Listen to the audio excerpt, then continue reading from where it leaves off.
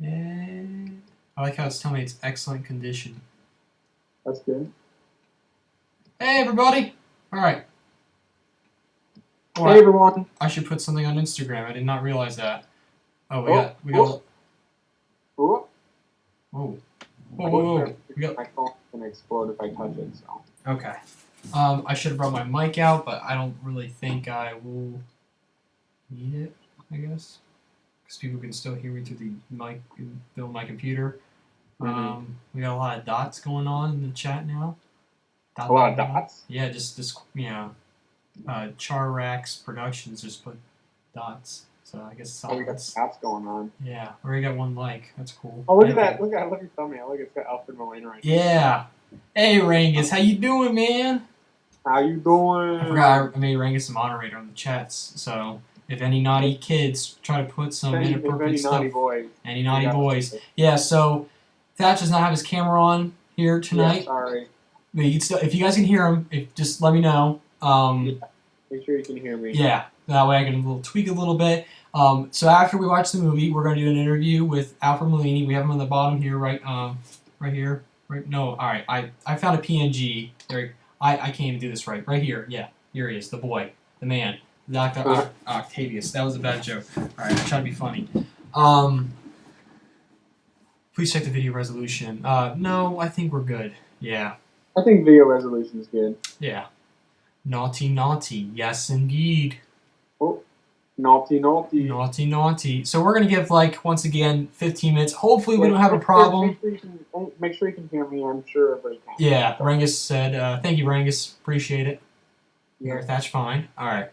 So we just make sure, as I don't want to be talking the whole time, and Thatch makes some great points, and nobody is able to hear it, so... This is a good one. This is the big boy Spider-Man movie. Yeah, this is the one the first two, we had a great start with the first, well, not exactly a great start, but starting off with a fine movie. Yeah, I think again, one of the best origin movies. Yeah, and we'll be watching that again at the very end. That way we have a full commentary upon that again. So, yeah, we're going to give around 15 minutes to the people to come in if they want to watch. So you want to watch the movie with us, I have a timer right above me here, and now play the movie. You want to put on your copy, watch it with us so you know what we're talking about as we go along, or are you able to pick it up by not watching it? Either way, whatever you want to do. We're just doing this because we think it'll be a lot of fun, and it pretty much has already. We think it could be some good little fun going. Yeah, because me and Thatch have a lot to say about these movies because we like most of them. This is a Spider-Man movie. Aside from Spider-Verse, this is the one everyone talks about. Everyone says Spider-Man 2 is one of the best superhero movies ever made, and so it's going to be interesting to watch it and deconstruct it. But I think I know why everyone really likes it, and I think it's a pretty great movie. So yeah. Definitely still. I don't say I hate to say I have a favorite of all the Spider-Man movies because some of them so neck to neck, and it's you can't. They're so different from one another. We can do a rank at the end when we watch Spider-Man 1. Yeah. Yeah. Oh, or these movies that we're gonna be watching is if I include the MCU ones, that'll be really hard for me to do. I just don't like to make a decision I think the main thing with me is I think Spider-Man 1 is a lot better than people give it credit for, so that's why I have a hard time saying I think the first two are real close. Oh yeah, they're definitely up there, and I love that. I love that they're neck to neck with one another. It doesn't feel some people are it's so much better, but man. The first one's such a solid movie, and it's really great. Yeah, this one's really cool because this one is a little bit more. It's there's a lot more going on in this movie, which I think is probably why people like it so much. I think it's a more personal story that you can really in a way attach to. And the other one was if the other one was about Peter Parker becoming Spider-Man, this one is about Peter Parker being Spider-Man. Yeah. So we definitely get to see a lot more of the impact on his life in this one. Yeah, especially, and there's so many things that changed in his life in this one after, being Spider-Man for a couple months, but now he's going to college, he has a job at Daily Bugle, so on and so forth. I mean, he did in the first one, but now it's full-time. Yep. And seeing how he has a relationship with people more, it's because he's running after Mary Jane throughout the whole first movie, so. Yeah. And that's really interesting. And Mary Jane's romantic arc in this is also kind of interesting. We'll see. We'll see how that goes. Ooh. So it's 8:06 right now for me. So we'll start around. Let's give around like 5 to 7 minutes, and then I feel like people will just pop in, every here and there. And obviously, hopefully, we won't have a problem with the stream being taken down. You know, I've been watching with headphones on, and if I had to turn on mute and put on subtitles, I that's literally fine. have my thing muted with subtitles. Yeah, so that So- stinks. Yeah, so and we even have the title. The title is it's funny. I give credit to Renzo for coming up with that. I just thought it'd be something funny to really use because it's the best way to cover it. Instead of just calling it quarantine commentary, because if I put in the movie title, YouTube will probably think that we're pirating the movie or streaming it, and I don't want that. We might not. I'd like to have this survive at least throughout this just one go. I don't want to do 2 parts again, but yeah. So let's hope. And so here's the backup plan. If this somehow gets taken down for some ludicrous reason, because the only video footage we have is Okoto's lovely face. Terrible. I know. Thank you. So if this gets taken down for some ludicrous reason, I think the plan is to just pre-record all of these and then upload them. Yeah, and even then, if it doesn't work, then because we can easily do it on OBS, that's what we're using here. And it's working like wonders. So, yeah. And I think for now on, if I can find a good PNG of each of the villains that appear in all the movies that we watch, I'm just gonna throw them somewhere while we're watching the movie. I should have done that for Goblin the first time because I know there's one. There are some good Goblin. Yeah, so we'll do. I think the next one's gonna be pretty packed because the movie is quite a few. Like 18 different villains. Oh my god! I just realized Amazing Spider-Man 2 is gonna be terrible. I mean, it's gonna be a terrible movie. You just make the thumbnail Electro's face. It's like right up in front of it. Why did they? All right, I'm gonna save that discussion for another time. You haven't seen the movie, so we'll see. Yeah. What if you watch it come out and thinking it's your favorite Spider-Man movie, hands down? I would really be disappointed in myself. All right.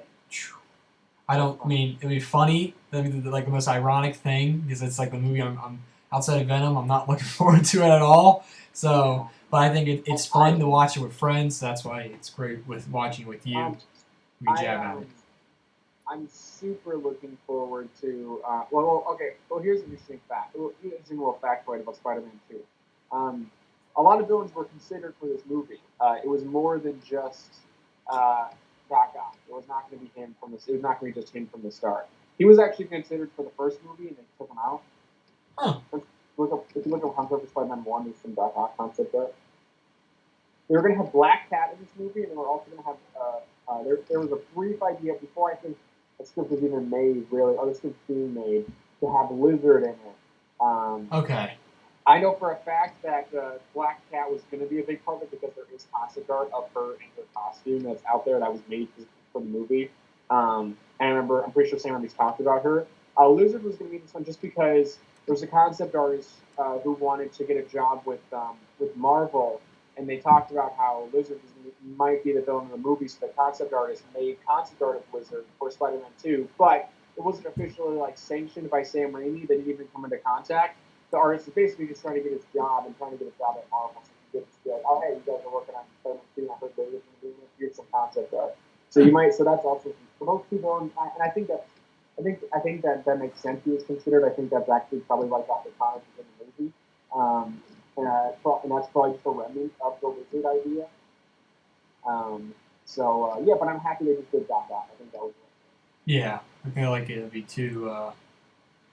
way too much just right after the first movie where you just have one going and throwing at least So and you see where the third movie makes that mistake. So I think the third movie should have used those villains instead of the villains it did use. Yeah. Not worked out, but we'll save that discussion for next weekend. So next week we'll save that discussion. Yes. All right. I think you want to get this show on the road. Yeah. Okay. All right. So make sure everything is A-okay. I'm 4 seconds into the movie. Where are you? I'm 0. So 0? It doesn't let me go to 0. All right. So I'll go to 4 real quickie, and I'll pause it, and then I'll let you. You want to do the honors of a countdown? I will. Okay. We'll go back 1. All right. I got it at 5. God darn it. Hold on. That's fine. That's good. Oh. The cursor's all. Here we go. All right. And. Okay, got it. All right, we're at 4. All right, I just did it anyway. All right. I'll do the countdown. All right. 5, 4, 3, 2, 1. Oh.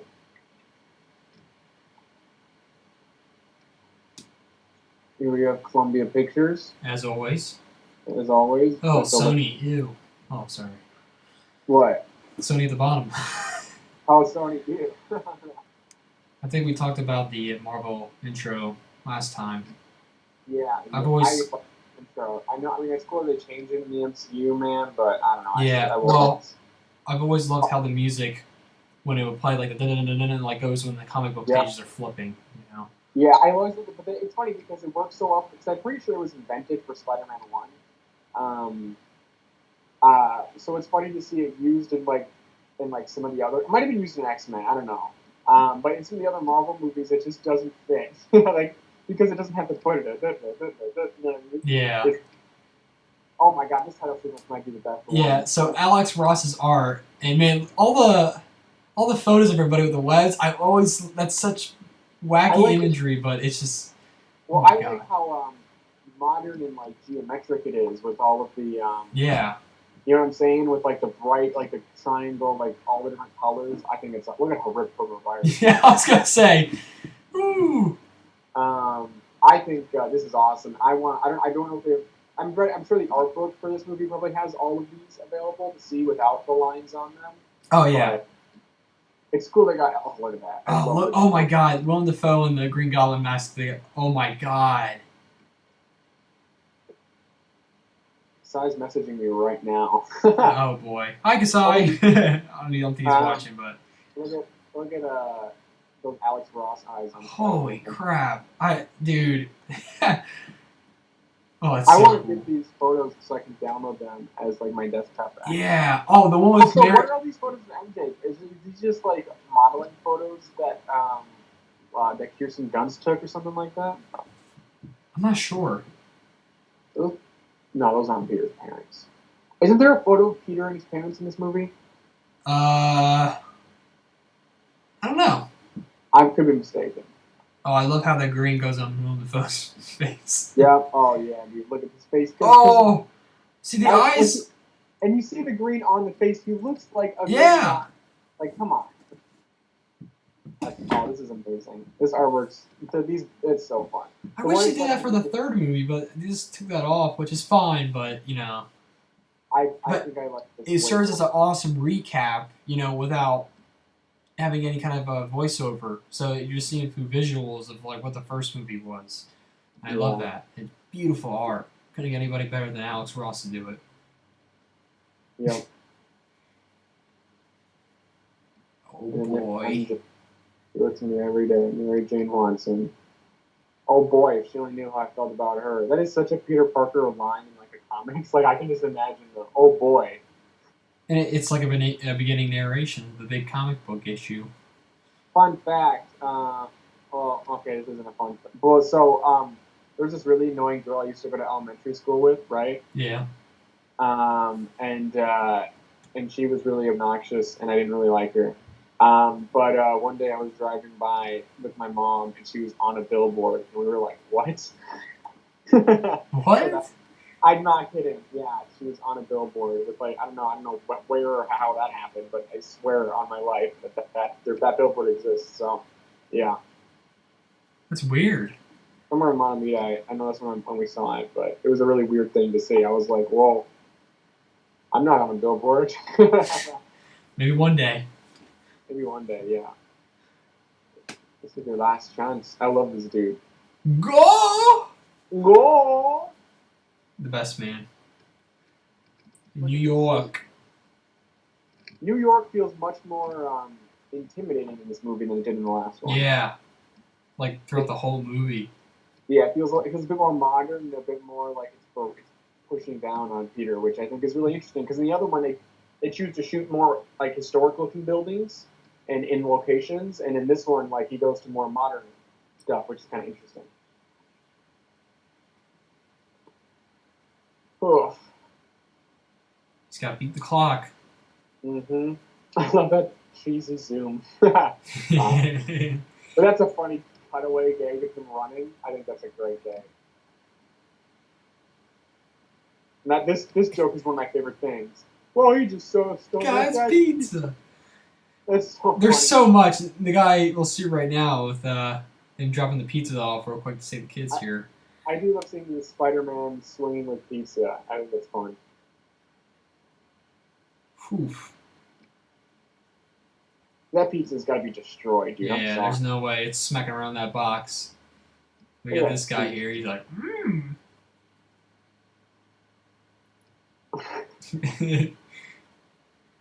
No playing in the street. Yes, Mr. Spider-Man. Look at him. I love how much of a superhero he is in this one. I really appreciate that.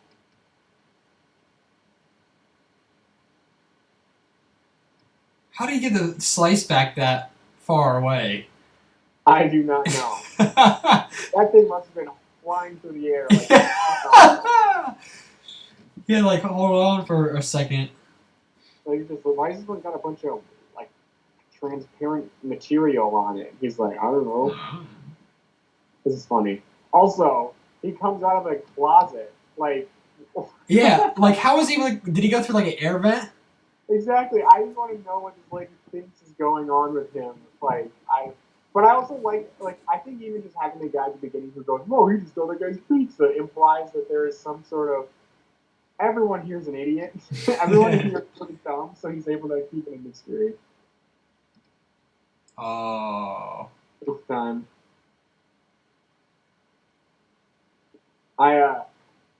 So when it was 2019, when it turned from 2018 to 2019, there was a thing on Instagram that was like, you start playing Spider-Man 2 at this point in time, he'll say pizza time when it's the new year, and I did that. And it was Peter Parker said pizza time when it was 2019, which is really fun.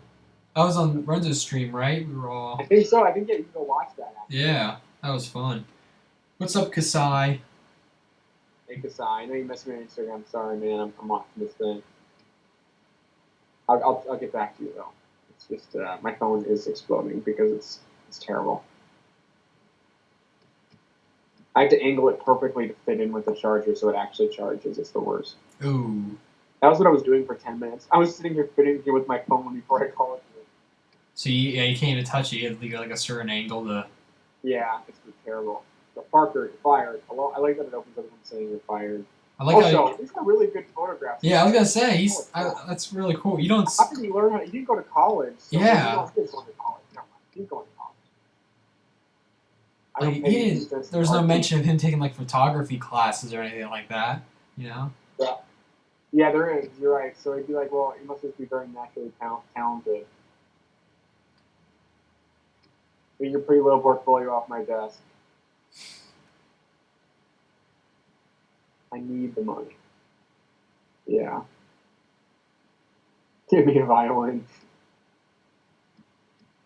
We're in a picture of a rancid chicken. Here's the headline. Food poisoning scares New City. I think it's funny.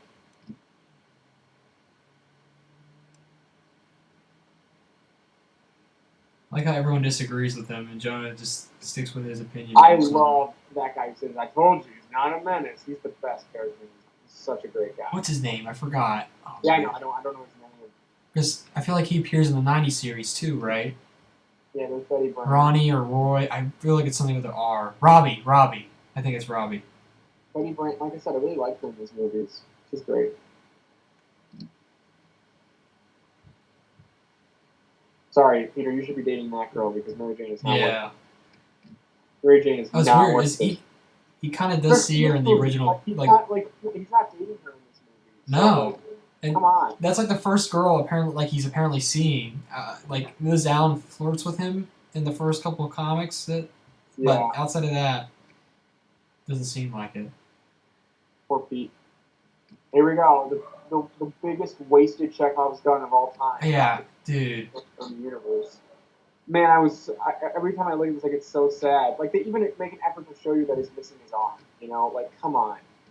I just want to. I mean, they use him really well. Like, I like his role in Spider-Man 3, but Yeah, I really especially want. how they And he's set so sympathetic. Like he's a good guy. right. Like, They set him up like he's like a teacher. He is literally his teacher, but inspiration for Peter to kind of be like, oh, I gotta do better, you know? yeah, and he's a really great dude and someone in Peter's life. It would have been. It feels very spectacular Spider-Man-y the way this is. You know Yeah, how it sets up these characters and yeah. And he mentions Otto, dude. yeah. Come on, I, good you know, like, friends. Oh he's a man. good guy, man. I'm really sad we never got to see those boys there. That's a real Yeah, that bummer. would have been incredible. I knew it's all with Sam Raimi being also a horror director. Oh my god, that would be Yeah, oh my so god. amazing. I just feel like more than any other character, even more than Alfred Molina as Octavius, he would have been super sympathetic. Oh yeah, This is a great, because he's establishment. Lizard's a totally different Spider-Man villain from any. He has. So the movie's done a great job so far at showcasing. Oh my God, what is MJ doing with her hair? Jesus. It does a great job at showcasing like, we get to see his relationship with like his Spider-Man world. Where's that at this point in time? We get to see that in the first part of the movie. Where's his professional business like that? We get to see that with pizza and with thing. And now, where are his personal relationships at? We get to see where all that is in this opening scene. So I just really like how all that is just immediately, really quickly established. And the movie takes place around a year after Uncle Ben has died, right? Yeah, I think so. Yeah. So it's like, whoa. Makes me think that wonder if he faced any other kind of small villains in between. Never got to see. Like I think like Shocker, you know. Yeah, you know what? That would have been awesome. Oh my God, if they had like a newspaper in the background as a J. Jonah where it has Shocker and Spider Man on it. Yeah. Like I know they were planning to do like a montage in the fourth one where we would And the see fourth one, yeah, Mysterio. but that would have fit really well in this one. Yeah, I feel like that would really get Peter's thought, or That's a this what great he's thing been to up do. to. That's a great thing to do post origin story. Yeah. I just gotta say that like I don't like the implication of these first three movies that the only supervillains that ever appear are the ones we see in the movies. Like there's no, you know what I mean? I don't know. Something about that just kind of bothers me. I like to imagine that there's more than just there's the Green Goblin, and then there was nobody ever like that again for an entire year. And then Doc Ock showed up, and there wasn't anyone like that for 3 years. You know what I mean? Yeah. We just happen to see the time of his life where he's now, meeting his next big threat. So. But I would like the idea that there's like some smaller threats. Yeah. It'd be fun. It's in between where he's facing Otto, Yeah. Like easily could have done Chameleon. This is great. I think the Harry Osborn and Peter Parker relationship is absolutely impeccable in this movie. It's really well handled, and I'm a huge fan of how that is done. Also, Aunt May, she's so good in this movie, dude. Oh man, I think this is her at her best. Yeah.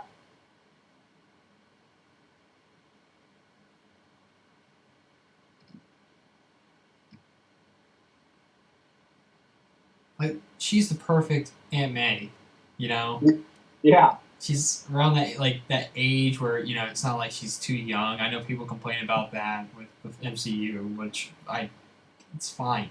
I don't. I like. We're not watching this movie, but I like. I think if you're doing Aunt May, either do it at this Aunt May or do it to MCU Aunt May. I think the in between Aunt May that happened in the Andrew Garfield movies didn't work. No. Because in this one she's much more of a grandma-like figure to him. And in the Holland movie, she's much more of a motherly figure. And so I really like her in Homecoming, actually. And I hope we get to see more of her because I actually think Marissa Tomei she's got a really good Aunt May performance in her, and it's been hinted at in these movies. But I think in Homecoming it was really well done. But and Far From Home she was far away, so you can't really see any of it. But this Aunt May has really gotten the time to shine. I hope maybe in Spider-Man 3, Marissa Tomei will get that because I really think that she's got a really good stuff. She's gonna be back definitely.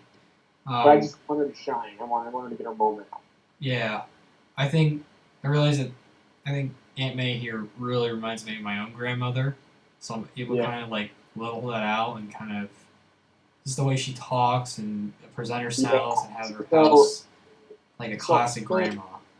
And that's fun because she doesn't. So my grandparents are kind of weird, but Marissa Tomei reminds me a lot of my mother, so I think that's kind of yeah. Not of my grandmother, but I don't have. But like I said, none of my grandparents are really like. Yeah, Aunt May has always been a mother figure anyway. You know, regardless Well, of being. I think she's a grandma in these movies. I don't think she's Oh a yeah, mother. I'm just saying like she's a grandmother in these movies, but also like a bit of both, like a mother and a grandmother in the comics. I would say just how she In the cares for comics, yeah, Peter. because in the comics it's plays fast and loose with how she's drawn. You know what I mean? Like it cycles between that in the comics. So yeah, Here we got another fence talk scene, dude. You ready? yeah. They're gonna zoom up on it. Oh, she's stepping forward. What the frick Oh is up with boy, these yeah. I'm scenes, sorry, dude? Toby. That line. Oh gosh. Oh boy, yeah. Toby, sorry, Oh man. boy. I can never take anything like that seriously. Like everyone's like, I know, oh right? boy. You want to say something? Yeah. So now it's gonna be like thickly wearing. Yeah, that's a thought you keep in your head. Is that, oh boy, that should be like a facial expression, not just something you say. Yeah, like she knows. Come on. Yeah. I know, well, so I understand what they're trying to go for here. They're trying to say, well, Peter Parker post Spider-Man 1 is at the point where he doesn't think he can be in a relationship like this because he's Spider-Man. He thinks that it will put her in harm's way, right? Because it already has in the past. Mm-hmm. So they're trying to set that up here, but I just feel like, I don't know, I just feel like it doesn't ultimately work.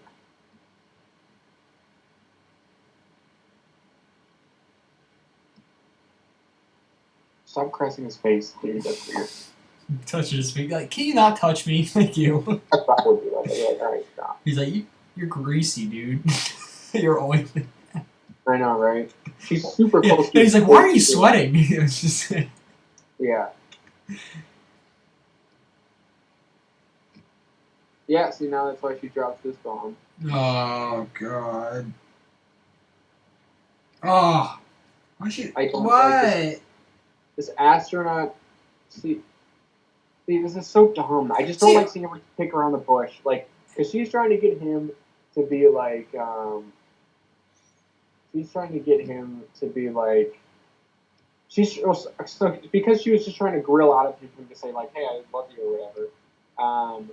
And then and because he didn't do that, now she's trying to like, well, go to boyfriend and doesn't, and she's trying to push him and make him all upset. She knows he's upset, and it's just really dumb, and I don't like it. I'm sorry, I just don't like the relationship. It's just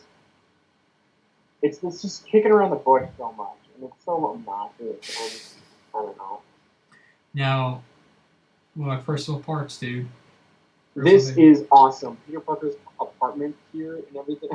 His first line, red. I love that.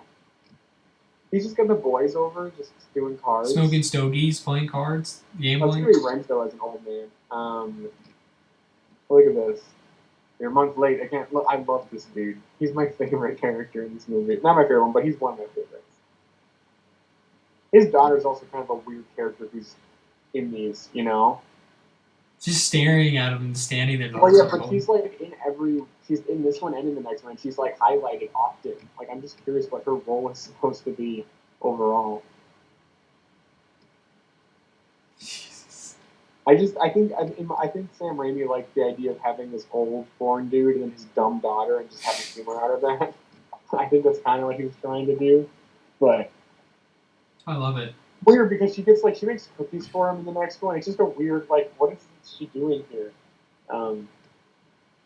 Yeah, the set design in these movies is great. Also, the lighting is like really quite well done. Oh, I love how you can see the buildings right outside. He's got photos. Is that Flash or is that Uncle Ben? Oh, I didn't. I was looking at other things. I didn't look at that. Yeah, I know he's got a photo of MJ there. Yeah. I like how they all just share the restroom. Yeah. I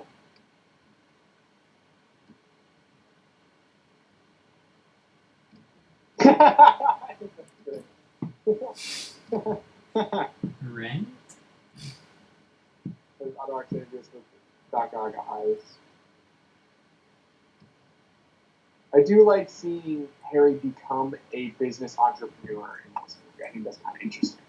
Oh, I would imagine him being that after watching the first movie. Wait, he's a lot better at it than Norman. I'm going to be honest. Norman was kind of a nutcase, but Harry's a lot more charismatic. So it's kind of interesting. I like how he tries to continue his father's legacy. Yeah. It's a board meeting. It's just cool to see, Honestly, I think Franco's performance in this one is the best out of all three movies. I think he really does a good job in this one. Because notoriously, I don't think he's a good Harry Osborn, right? Um, but I think he's at his best in this movie. He's not very good in the third one, but he's okay in the third one.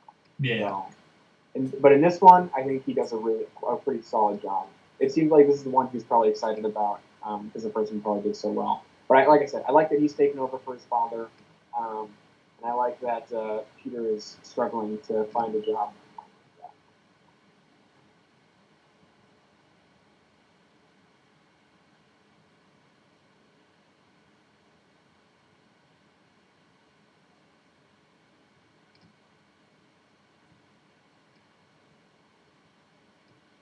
It's also fun to see Peter be able to do more science stuff. Yeah, and just seeing him interact with the foes that he's facing later on that we see with Norman, you know. Everyone criticizes Tom Holland. He's got too many mentor characters, and it's like, well, Tobey Maguire's got a whole bunch too. Yeah, basically everybody. I mean, he had he had Norman Osborn. Yeah, and Otto. Now, and Otto, Venom, not so much. Those are more rival. Sandman, yeah, that movie wasn't really. You could argue that even that Connors is a mentor for him. Yeah, so there you go.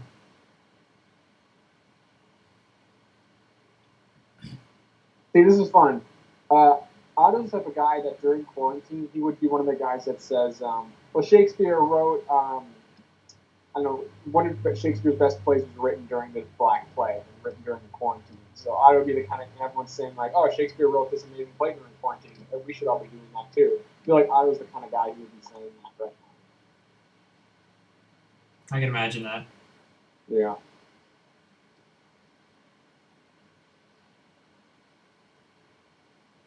I don't think we ever seen Otto have a love interest like. Yes. So the wife really does numbers for this. Yeah, definitely. So she's a small part of it, but also a huge part of it. So, she's a huge part of his motivations. Yeah, and I like that. It makes more sense for when the disaster that will eventually occur here. So. And so, isn't it? It's cool to be like she's like a poet and he's like a scientist. Yeah. I like that. I like that quite a bit, actually.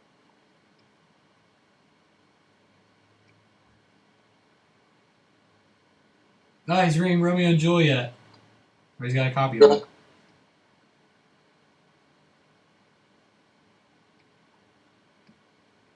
It's funny. I like the idea that because Peter Parker is such a nerd, Peter Parker, to look for romantic advice or whatever in romantic I guess romantic advice. He wouldn't go to like a dating website or something. He would read Romeo and Juliet. I think that's really funny.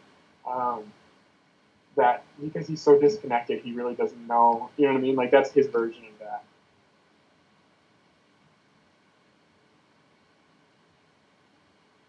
Can you hear me fine? Yeah, I can hear you. Yeah.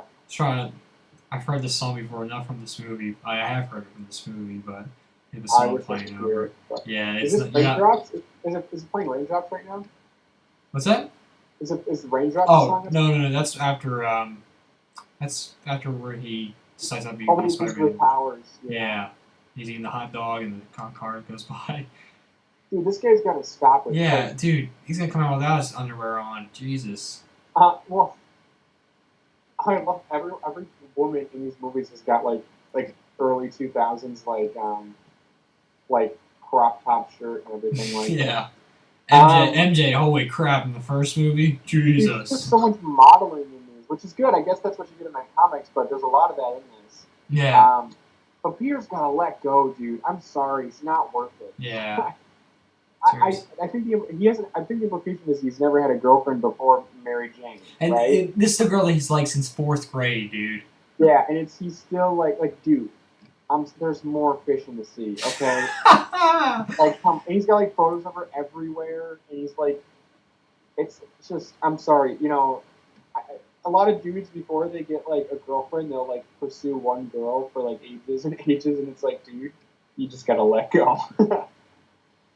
This is an amazing scene. I love this scene so much for a lot of reasons. It's really funny and it's really cool. It's classic Spider-Man.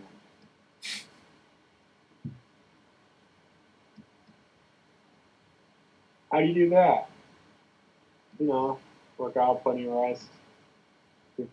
You're great at I never actually believe it. Yeah, this is I a like great scene. that in 2020, that dude is a famous bodybuilder now because of that. That'd be funny. Probably is. Yeah. Jesus. Seeing these cop cars. Yeah. Dang. Yeah, I know, right? It's really fun. Spider-Man. That's such a great shot.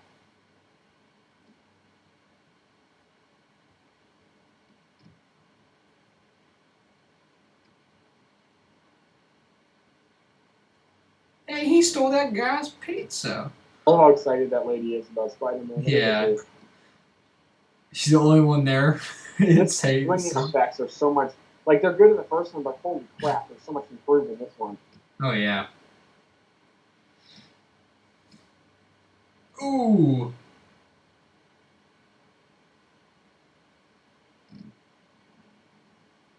See, I'm gonna drive this puppy.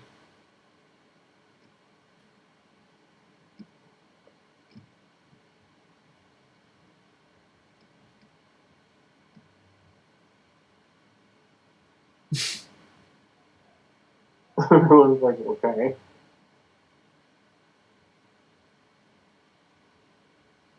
The importance of being earnest. Yeah, this is a. Come on, MJ. The play looks boring. Ah, yes. Also, dude, theater. Don't go after theater girls. Come on, man.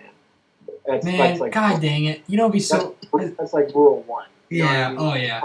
I'm just saying this too. With Bruce Campbell being a theater, employee here, it's so ironic if he would play Quinn Beck and he works in any kind of movie theater, or says it maintains the illusion. Yes. Oh my god! Come on. He knew in this scene. That's another me and Thatcher were immensely disappointed by that. We know they were going to do. Like, I honestly, I have mixed feelings on this Bruce Campbell because everyone goes, "Oh, Bruce Campbell would have been perfect as Mysterio." I agree, but he would have been Mysterio for 2 minutes in Spider-Man 4, and he would have been just. I know. That's why I wish we got like a whole movie with him. I want to see this as a whole movie. Yeah, like that could work so well. Yeah. Come on, dude. I love his face. He's like, Jesus. Yeah, I know. He's like, oh. Oh, God. Like, the guy in the first movie was like, that's pretty good, and now you get this woman on the violin.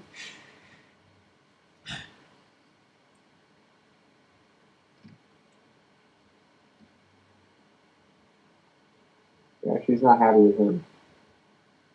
Are you sure you don't want to come tonight? Her friend's pretty tall. Yeah, they all got New York accents. See, this goes a little bit on the territory of Spider-Man 3, but I would have loved to see John Jameson go in outer space and he brings back a symbiote. Yeah, come on, I mean, whatever. Why did you do that? Instead, it just fell a meteor nearby MJ and Peter, where they didn't hear it at all. They just happened to land right near him.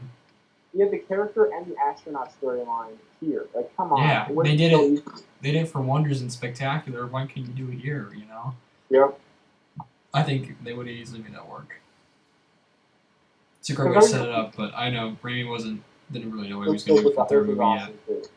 Yeah. Oh my God, the way he pulls down the masks, dude. Oh my God. The smoke and everything, the music, perfect. Dude, Spider-Man at night is just sick. Like, daytime great, but oh man, holy frick! We saw him in the day in the first one, and now we're just seeing him at night a lot more. Yeah. This scene, I love this reveal of the he can't swing. I think that's so well done. Cause you're triggering the thing. You're like, oh shoot. Yep. What's going on, homie?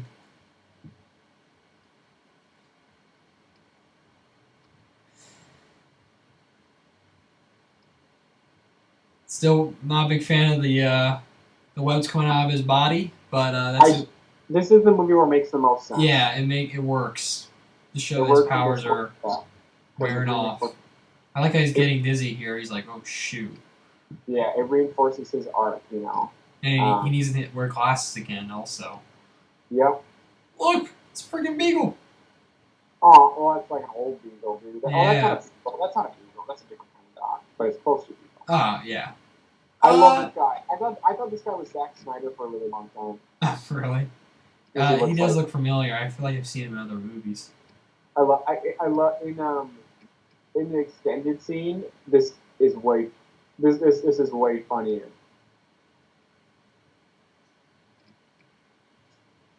I like how shy he is.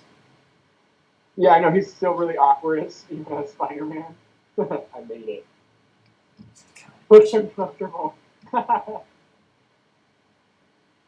Oh.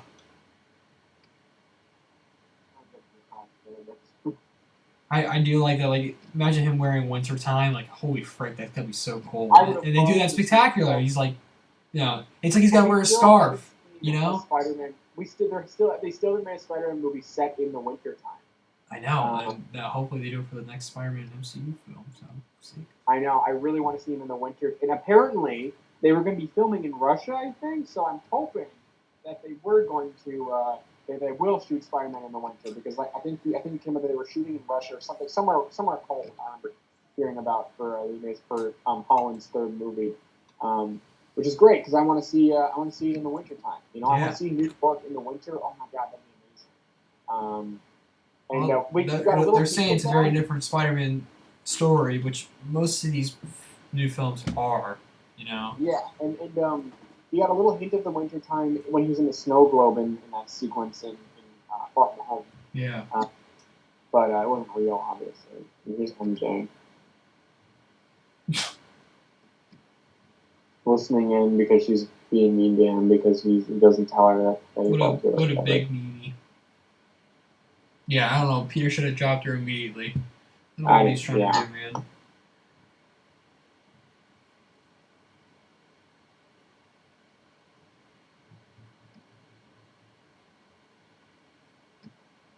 It's so weird. It's very relatable, but at the same time, it's like, I don't know. I don't know how to explain it. Yeah. Like you're going after one girl you really like, but you're trying to keep somebody in your life happy. You know, the people in your life that. Yeah. But you can't do that for everybody. Or when you try and it doesn't work out.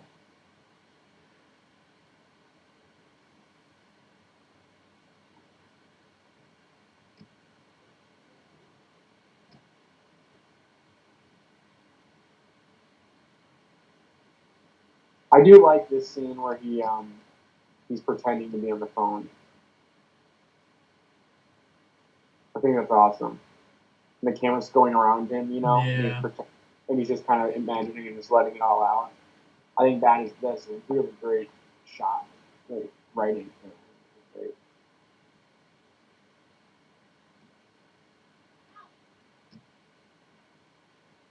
I also think that Mary Jane. It should have been Gwen Stacy in these movies. I'm going to be perfectly honest. Yeah, and then they just throw her in the third movie, and it just doesn't. Because she doesn't really act anything like Mary Jane in these. No.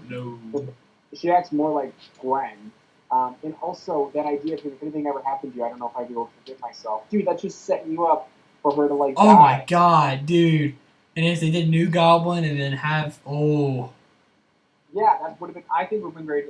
I don't know. And then introduce Mary Jane at the end of the third one, or I don't know, something. Or have her in these movies, but not like what they did with MJ and Michelle where she was there, but she wasn't a love interest.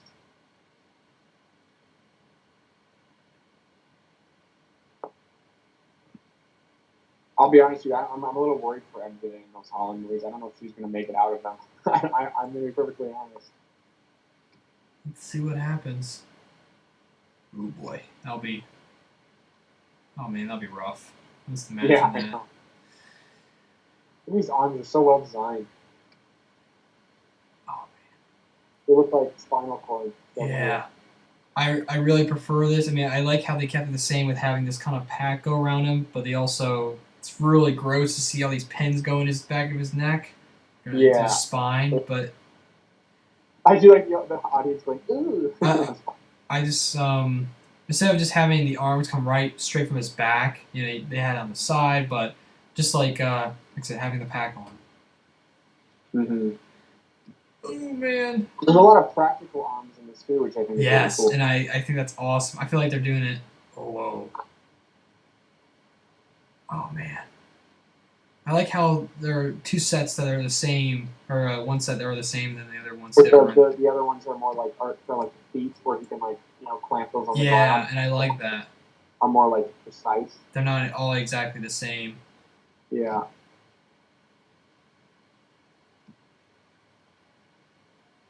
I also like that there's some yellow on them. I think that's kind of cool. Yeah. I like how he shaved that part of his back of his neck to have that there. Yep.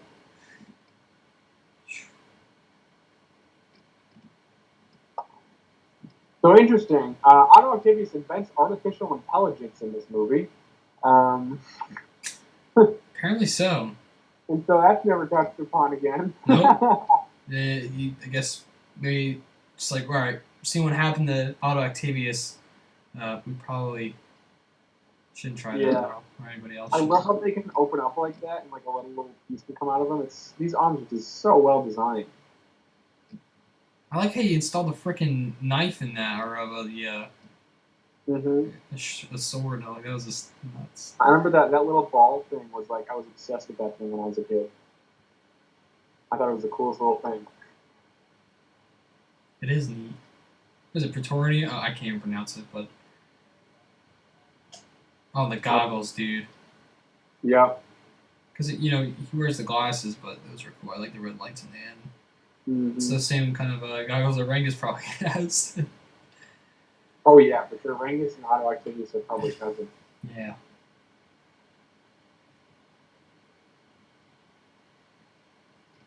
Hmm.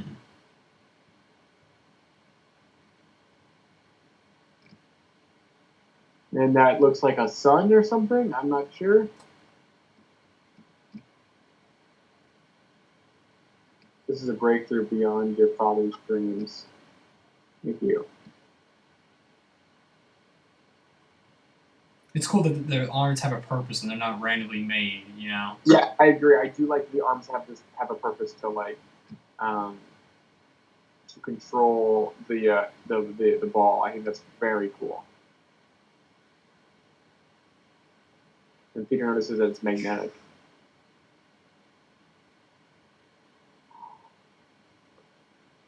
Oh, hey, now I was noticing something going wrong.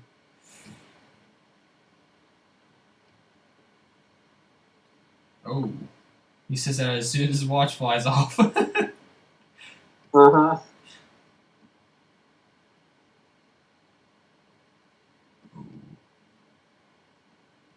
Oh, Jesus. They're so unstable.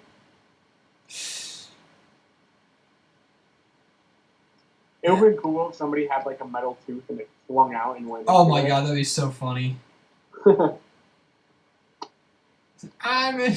I like how fast Peter changed. And he always keeps the costume on him. I got no way of questions it either, but that's fine.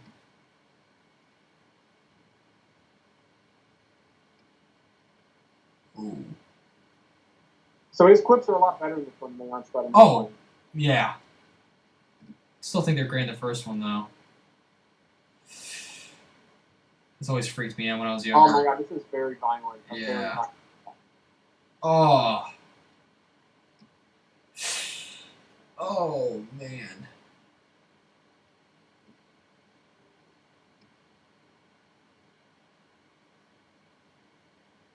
Jesus. I love this imagery of him. Oh my gosh, so cool. You see how it fuses to Otto's body? Holy crap. Oh, the reflection in his eyes. Dude. Yeah.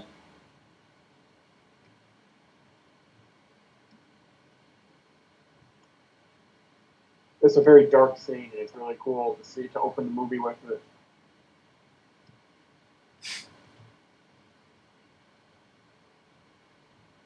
I'm ruined. Nothing except I'm Spider-Man. really.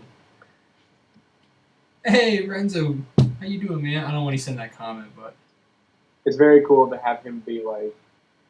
oh, He starts his entrepreneurial Oscorp CEO career, and then that career ends pretty quickly because of this tritium accident that almost destroyed the city. yeah. Interesting. We never go anywhere outside of New York and stuff. Yeah. Ooh. That looks terrible. Yeah. Look how they have the arms hung up and Oh, it's this terrifying scene. yeah. This is Sam Raimi having a lot of fun. Yeah. It also shows you how long those dang things Yeah. are.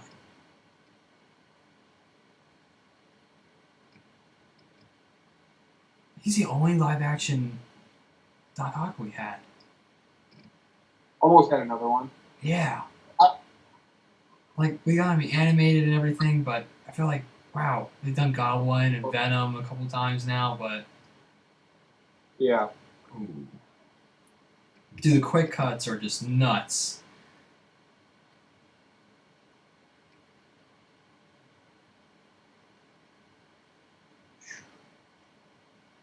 I love how they use the shadows, because they obviously can't show some things that'd be way too violent. So they just kind of how the shadows do the job.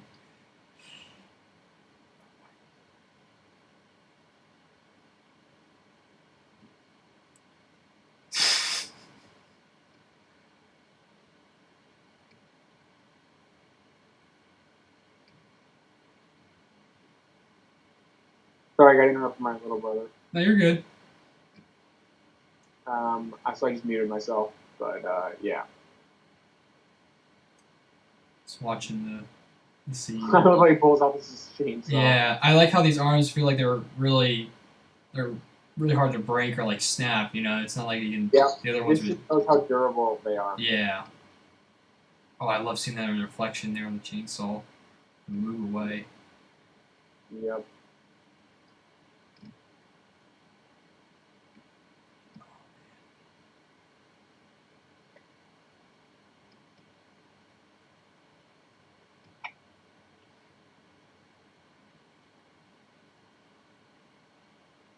Look at him.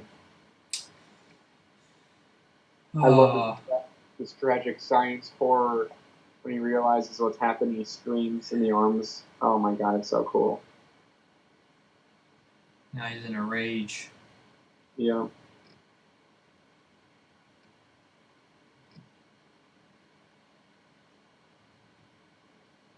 Jesus.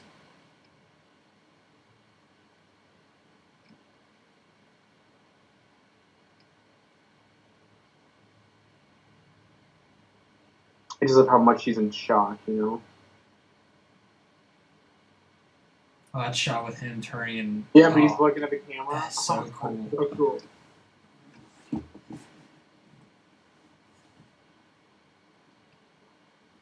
I like you can see the melted like around his stomach. Yeah, I was gonna say that, dude. I love that. I love his laboratory too. It's a classic villain, hideout. Yeah. Panic in the streets. Here we get the iconic line, which is so relevant nowadays. I do like when they call out Otto Octavius, like, what are the odds? That's a great. Oh. Science Squid, Doctor Strange. Taken. But it's taken. And now, sure enough, like 16 years later, Sam Raimi's making a Doctor Strange movie. I wonder if Doctor Strange appeared if he existed in the same universe. The Ditko. I mean, heroes. That's what that line implies. Isn't yeah, I mean, unless we'll ever get some enlightenment. I hope it's Sorcerer Supreme, or else, who else would it be? I want to know who would be Doctor Strange in this universe. Who would be playing him in this world, in this time frame? It probably would have been something dumb. It would have been like Tom Cruise or something. God. This laugh scene is the best.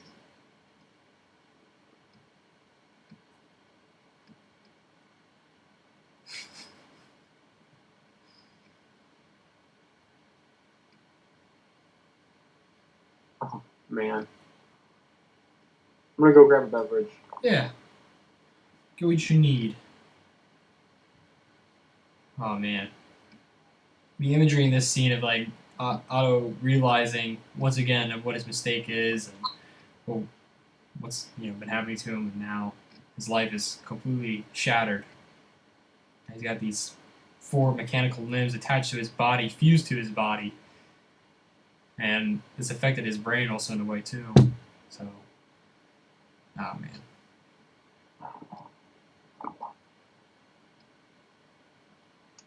Alfred Molina, he mentioned he'd be willing to come back as Doc Ock. I wouldn't be opposed to that. What would you do with the character? Well, yeah, I mean, he did everything. Yeah. What else would you do? He died, so. I want to see him in more movies. Yeah. Oh yeah. I think he's a great actor outside of this film. Yeah. Wonderful. Perfect casting for, having Willem Dafoe in the first film as Green Goblin, and now Otto. I don't imagine anybody else playing these characters. Too. And then that other one. We don't need to mention that yet. We didn't mention that yet. Yeah. We kind of get what they were going for, but it just didn't work out. We'll talk about it. I love that he's kind of still got the bowl cut, not exactly, but a little bit. Yeah, and I really like that. I think it's the best. The bowl cut is always the greatest. It's so goofy and everything. And of course, in the time when the character was created, but just the for Doc Ock theme in this is awesome. Oh yeah.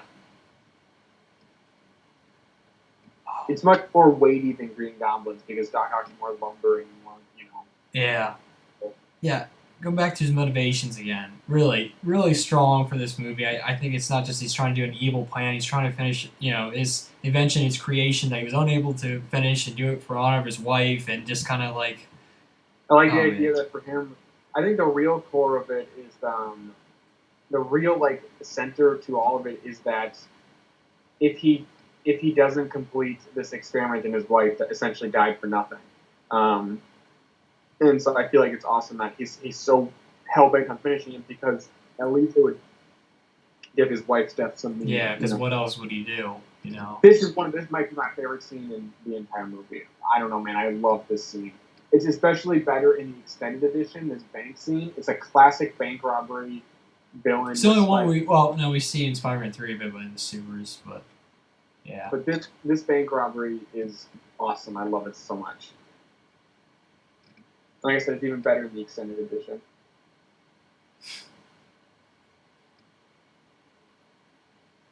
I was going to mention real quick, you see where Otto is lifting up his legs once again. He's up at Doc. That shot of him just kind of like having his arms up and everything, I just feel like, gave me like a Universal Monster kind of vibe. Like, Yeah, oh yeah, I love, yeah, you're right. That's weird. How did he hide the arms? They're freaking huge, dude. Yeah, I have no idea how that works. Oh, I do love his outfit, though. I think he looks great. Oh, yeah. Oh, it's so cool. He's like a gangsta.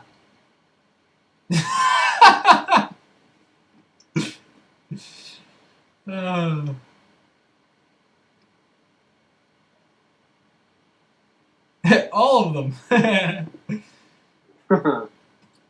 Yeah, those freaking arms look like they're bulletproof, dude. It's nuts. And he picks up big bags of coins, That's what you gotta do. Yeah, exactly. It's so classic. Oh, and it works so well. They just say bank on them. Yeah. Dude, I love the green tint in his glasses also. That is so cool. Oh, yeah. I love how he throws them and they just explode. Here's a change. Again, this is just so classic Spider-Man. It's just one of those scenes that's so perfectly classic Spider-Man. It's awesome. It reminds me of it's like that Mysterio scene from Far From Home, and it's every once in a while you'll just get one of these scenes and it's just awesome. And then this is a great. Ow! Oh my God, this is dude. Oh man, I love this. That's so cool. I've always dealt with the action figure having Doc Ock squish part. I love the line You're getting on my nerves. I'm gonna knack for that. That's very Spider-Man. It's very good. See, that's why I just think that his like quirky personality is just on point in this. Like, this is the best version of it. Oh yeah. Because now you get a feel like, all right, he's doing this for quite a while. He knows how to deal with these guys. Humor himself. He's a lot less awkward about it than he was in the first one. Yeah. He's gotten comfortable with it. Yeah. I like how he just takes Aunt May. Like, all right, of all the people I can take out of this crowd, I'm going to take Aunt May. Uh-huh. This old, poor woman. For some reason, I always thought this scene was really funny. Like, I love this. I analyzed this scene for sound design in my film studies class. And I talked about how the sound design of this scene is absolutely incredible. So with the building and the build up there, with the impacts, and then just the way, and then during this fight scene, the sound design is awesome. And here we get a fight on the side of the building. It's so cool. Oh, thank God his web worked. Yeah, that's cool. It's a really fun scene to analyze because... Well, like I said, sound design is impeccable. Oh, yeah. Stan Lee! He's helping someone get out of the way once again. Did it the first time, now he did it again. He looks like what he looks like in Mallrats. He's kind of got a similar look. Again, side building fight scene is perfect. God. Works perfectly for this because both these characters can, climb to the walls. Mm-hmm. Holy crap. Oh, I gotta tell you, man, the CGI, that still looks really cool. I mean, you don't get to see... good nowadays, yeah. Not all of it, but some of it really holds up. Yeah, well, you don't get like a clear look at Otto's face, and when you don't, it's just like, whoa, When you can't see the face, and it works out really well. It goes... And this is a great example of the 1, 2, 3 rhythm that these movies often have with their fight scenes, and the Sam Raimi's Spider-Man movies have, and I really love that rhythm that he has in them. And you'll see it in the scene every once in a while. It'll show up during the action, the 1, 2, 3 rhythm, which is great. And I try to use that in my fight scenes a lot because I think adding rhythm to the sounds and to the punches and stuff really, I don't know, it just makes it a lot more satisfying. I agree. Nope. This woman is deaf on your... Look at this. She's in like a suit making shop. It's so fun. Again, where the frick did this spike come from? You just had it in there. Uh-huh. He's got someone with a giant, like, tentacle, like a miniature arm in them. And he's got but I think that's cool. I mean, it works for his invention, but I don't know. It's cool. It's not like they're just big old arms. They have little knickknacks inside of them. I know one of them's got like a light, or all 4 of them do with the red. And it's really cool. Again, dude, he's like a freaking Hydra, like a Tesla Hydra. You know, like a many heads. He's got like that going on. The crop tops is so funny. They show up, like, every woman has one. It's really funny. I look at these kids running up like, hey, it's Spider-Man. Uh-huh. Yeah, these other kids like, holy crap. Dude, the extras are just great. I'll say it time and time again. Perfect. Take me with you, Spider-Man. Take me. This web swinging is just... Oh, yeah. Oh, no, so he does make that pose. All right. Well, he did in the first movie, too. The freak one, he's got his one leg, he's got his left leg back and his right leg forward. Look, I love that this is a wedding party, right? Like an engagement party? I would yeah. I like that, I like that the lights are planets because he's an astronaut. That's kind of fun. Well, I either think it's, I'm not sure 100%, it may be for their wedding, but also for, John Jameson going to space. And then here we see the downfall of Harry Osborn. Okay, so I said between Spider-Man 2 Doc Ock and Spider-Man PS4's Doc Ock, I think the MCU is better off not tackling that character. I 100% agree with Kasai. He's been done really well twice. We really don't need to see him again. Yeah. I couldn't agree more with you, Kasai. I really think that the character... What else can you do, you know? Exactly. Like, what other take can you have? You know what I mean? They're even very similar. The emotional connection is even very similar in this movie than it is the whole mentor thing. Really, the only thing I can think of is if you put him with the Sinister Six, but I would rather see a different villain do that anyway. So, you can see his wife. You can see J. Jonah's wife. Yeah. Finally, tell him to take his medicine, and Yeah. Oh, that's the woman behind him. She's quite happy, I can tell you that, so probably bosses him Yeah. around. It's a gala. What is a gala? Alright, so I don't think it is for their engagement. Gala. Maybe? I don't know.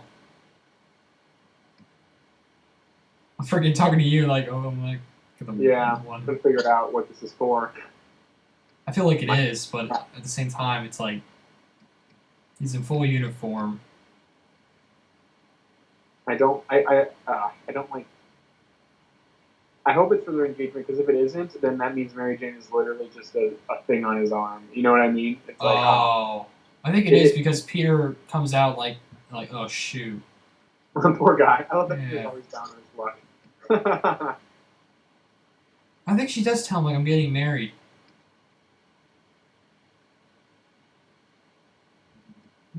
What? What? You?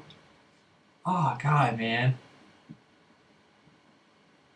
I look, but there was a disturbance, dude. He's so awkward. Oh my God. Oh my God, he's quoting the freaking poem. Jesus, cranky. And then how it's just like the fence scene again. Back the same kind of framing of shots. Over the shoulder, going back and forth. Oh.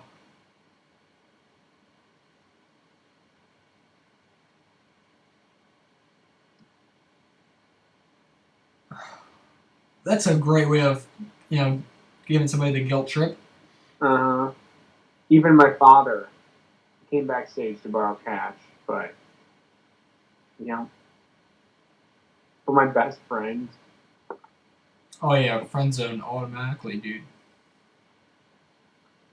Look, she knows he's Spider-Man. Come on. Yeah, it's just like freaking. Well, it's not as bad as like with Lois Lane knowing Clark Kent's Superman, but. Well, but she knows because of that kiss at the end of the first movie. Yeah, like dude, come on. Like, stop giving the guy art.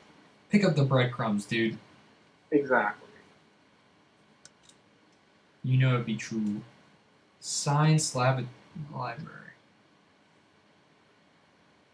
Science library. It must be some sort of astronaut. Yeah.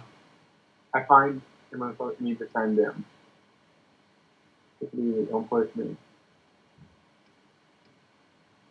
Oh man, Harry's on the verge of tears here, dude. Mm-hmm. See, this is why his performance is best in this one.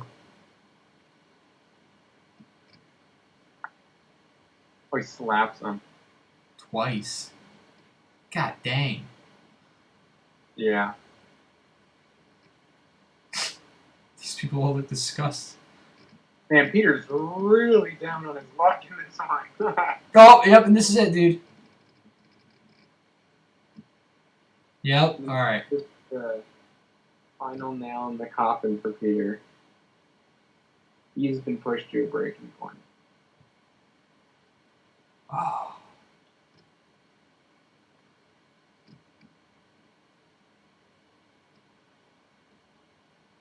And then J. Jonah's trying to ask him to take the picture. Oh, man. Ooh. This would have been a great time for him to get that symbiote suit, wouldn't it? Sure would. Holy frick, that would have been cool, actually. Yeah. And... Look at the detail in the suit. And then here he goes again. But one thing he felt good about.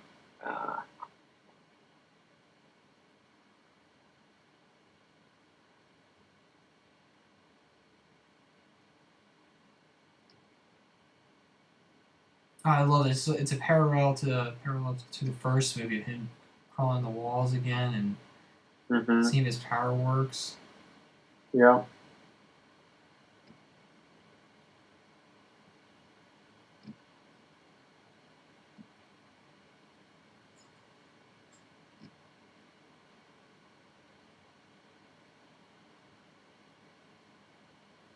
And of course, the other newspapers everywhere, dude.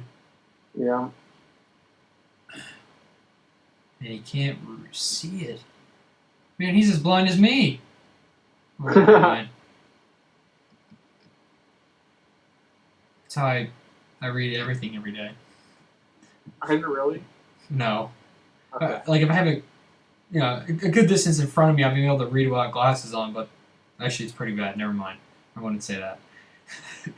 I haven't tried it too many times. Doc Ock's using that Amazon to build his Oh lab. yeah, quarantine edition, dude.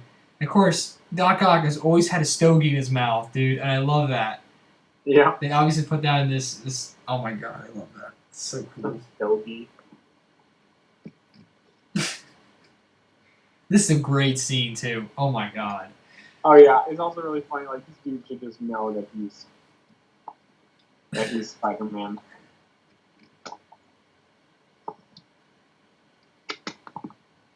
Huh, heartbreak. And eventually, bad dreams, huh? In my dream. Yeah.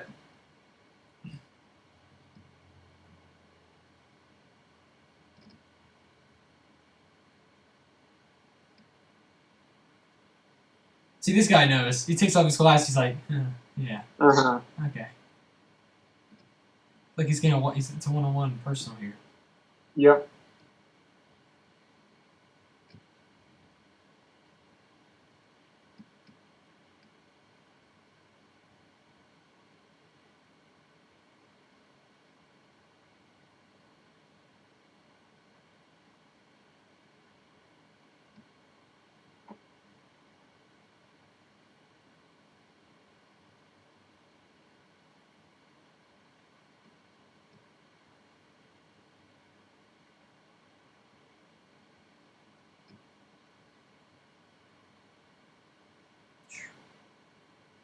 I like the idea that he's thinking about how he has a choice, but that kind of reaffirms that that's, he does have a choice, but to choose not to be Spider-Man would be the irresponsible thing to do. Yeah. I always felt like Peter was talking to heaven, through heaven to see, talk to Uncle Ben here, but obviously it's a flashback, but with all the light behind them.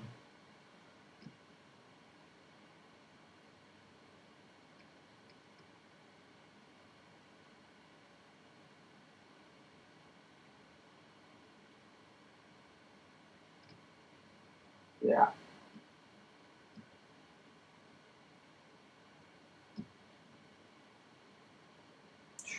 I just love how he picks that conversation, but has it go differently for him. Uh-huh. The way he wished that he had a Uncle Ben. This scene always makes me so sad that he doesn't take his hand.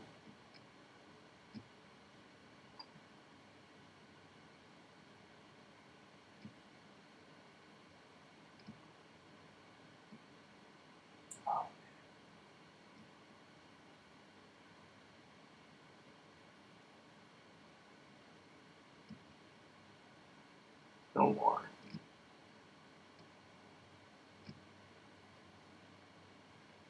Spider-Man, no more. Great performance by Tobey Maguire, too. He did a really good job of it. Oh, yeah.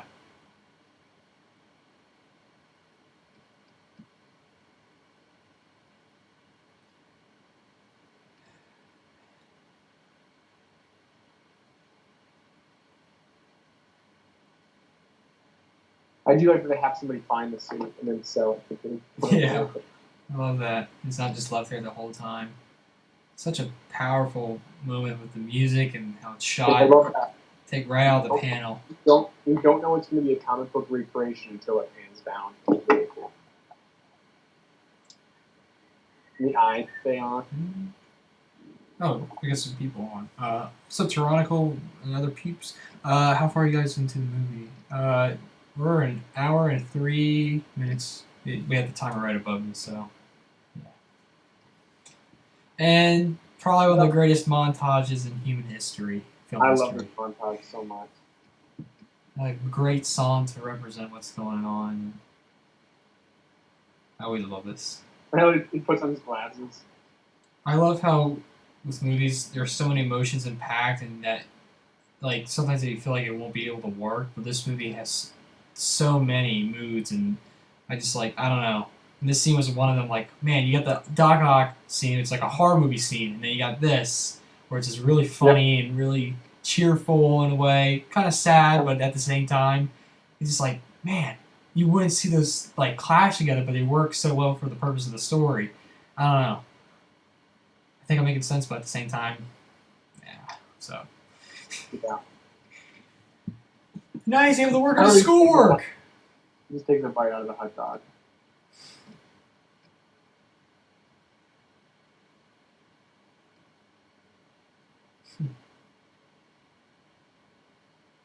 Nerd. Yeah. The ability to speak does not make you intelligent. Okay. Yeah, I like the freeze frame there. Yeah. It's so cheesy. I like how everyone's really intrigued by this play, but it looks pretty freaking boring. Yeah, it looks really bad. All right, the guy next to Peter, that's probably me. Mm-hmm. He's That's like, it. oh, the friggin', yeah. And Mary Jane's like, oh my god, he's made it. He's like, hey.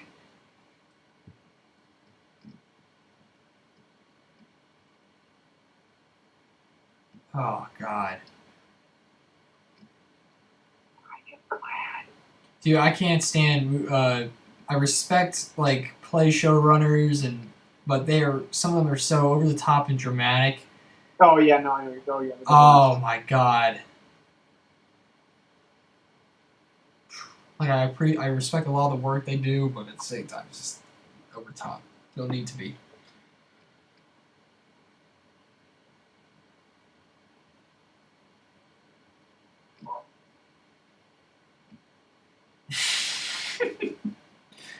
I shined my shoes, pressed my pants. Toby, he's such a nerd in these movies.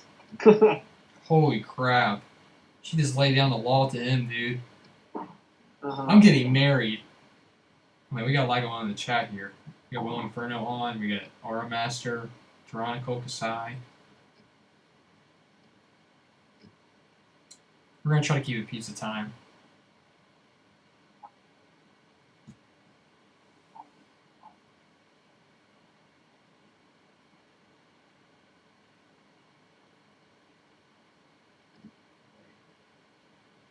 Holy cow. I don't think I love this movie, but the scenes between Peter and Mary Jane are sometimes just kind of like... Yeah, they're unbearable, I'm sorry. Yeah. Punch me and I bleed.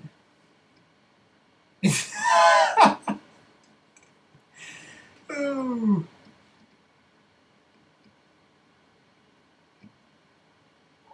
Oh.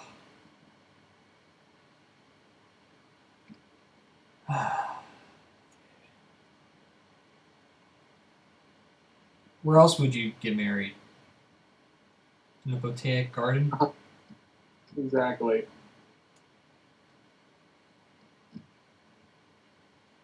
You know, random thought put in my head. I don't know if it would really work out, but the freaking Peter has a symbiote suit and he takes it off, like he's trying to wear it off during a wedding, like their wedding. It's super weird, but I don't know. Oh, tear it up during the wedding? Yeah, like he's by the church bell, but there's a wedding going on. I don't know. Food for thought. You got this random guy. Uh-huh. Cheeseburgers. Even extraterrestrial's head in there. You In the garbage.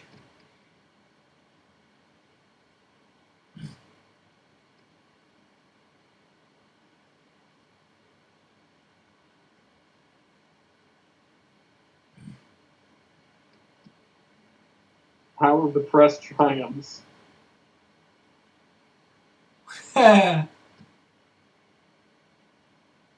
Oh. I get that on eBay. I get that on eBay. $100 is like not a good deal. I usually see someone paying over $1,000 for Oh, that. I do love that he's caressing the man. Yeah, like he cares, and he's so against Jonah, and Jonah's all happy go Yeah, it's really sad. And I love that Spider-Man No More. It's so cool to see that they're playing on that comic book title. And Spider-Man, where have you gone? Big old zoom there. Yep. It's a great way to reference the comic. That girl totally just like looked at Spider-Man and Peter Parker and his.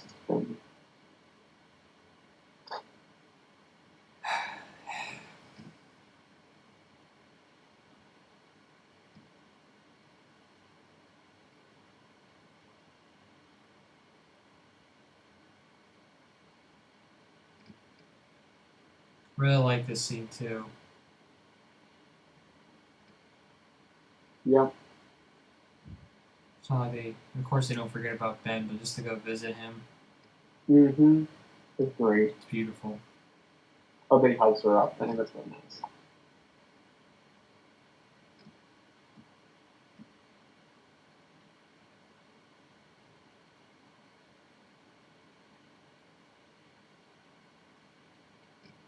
This scene is one of the best in any Spider-Man movie, any superhero movie ever.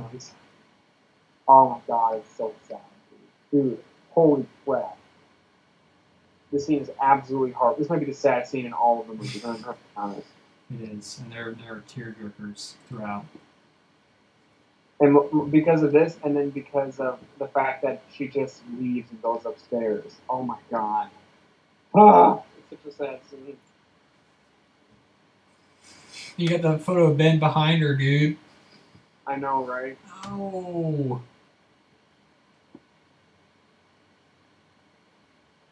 Oh, the way Peter's looking at her like. I know. Can't let her live this way. They still got the big spoon and fork on the wall.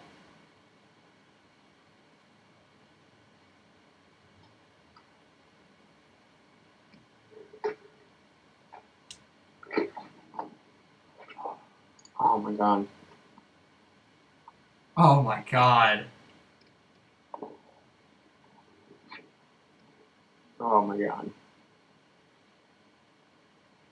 So you must be like, what, like 19, 20 in this movie? Yeah, I would think. Jesus. The look in her face, I can't, like. Oh no.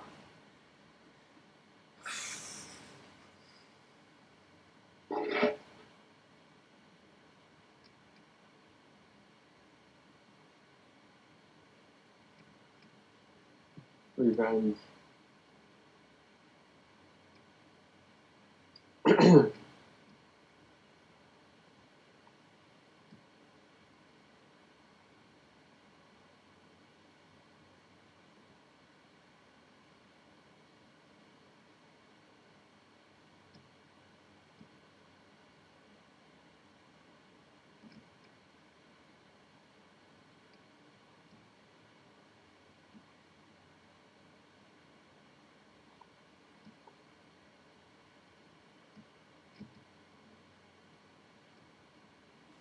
Being the only one who did the right thing.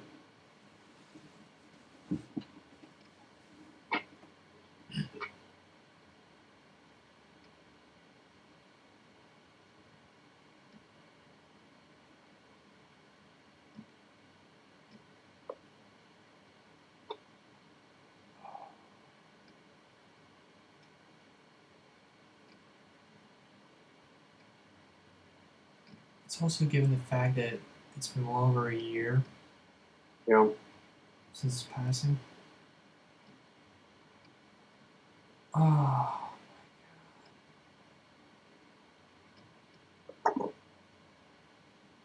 Dear God. This movie and the first one go together so well. Holy crap.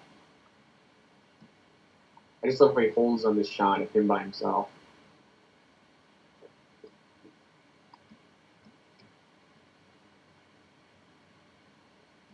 Holy cow. What can we be able to do with those arms? I know, right?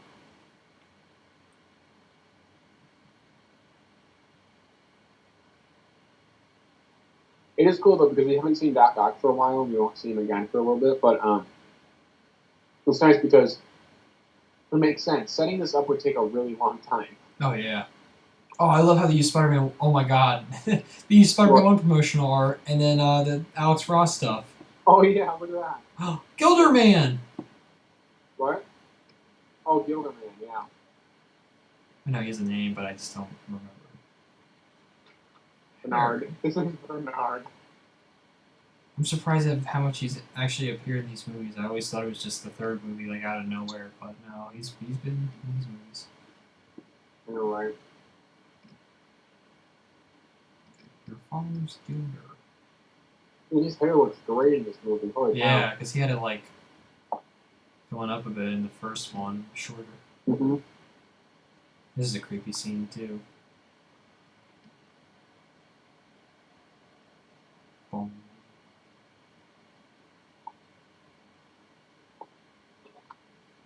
I love this long shot. It's so cool. As he looks down. Oh! Of course, he catches a drink. Yep. Hello, Harry. Where'd you get the freaking glasses from, dude? You probably bought him with the money he stole. Yeah. Really expensive glasses.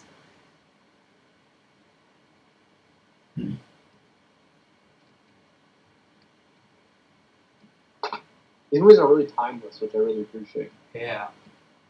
For the most part. Yeah. Aside from some of the, attire that people, mainly the girls are wearing, and some of the guys' Yeah, haircuts. the clothing choices, yeah, but Yeah. like the most part, it feels mostly timeless, which is cool. And this is a great instance where, the villain finds out that Peter Parker's taking photos for Spider-Man. That's the way they're able to find him. And Yep. I love that. So cool. They do it a lot of times in the comics, which sometimes it works, sometimes it doesn't, but Yeah. definitely works here. Well, I love that he says, "Don't hurt Peter."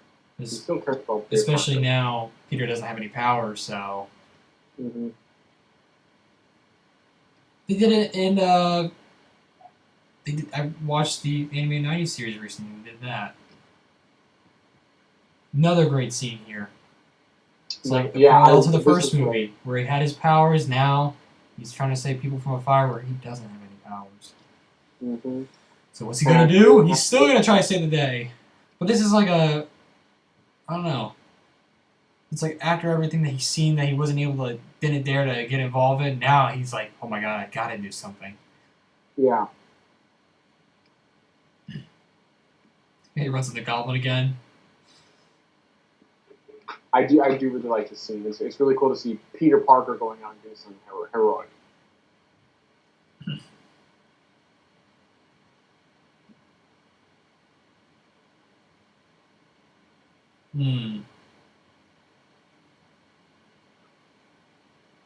Hopefully he's hurt.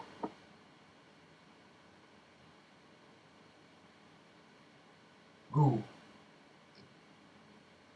And I love that his powers go away, and they don't pull some like in a comic book they would have had him get like Dr. Connors injects him with a serum to get his powers back or something like that, or he gets hit with enough like something else would happen to give him his powers back. Yeah. But I like that in this, it's purely based on his emotional status that on how and whether or not he has his powers. I think that's really nice. Like I said, a lesser movie would add in some stupid plot device that would just magically give him back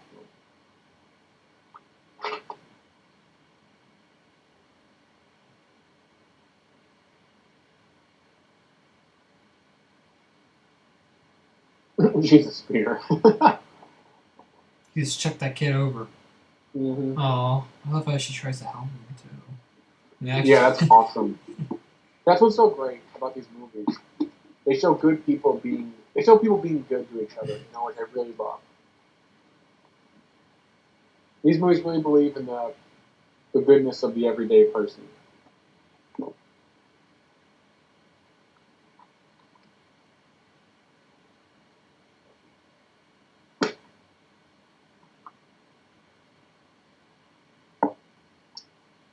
I do really love though that despite the fact that he went through all that work to save that kid,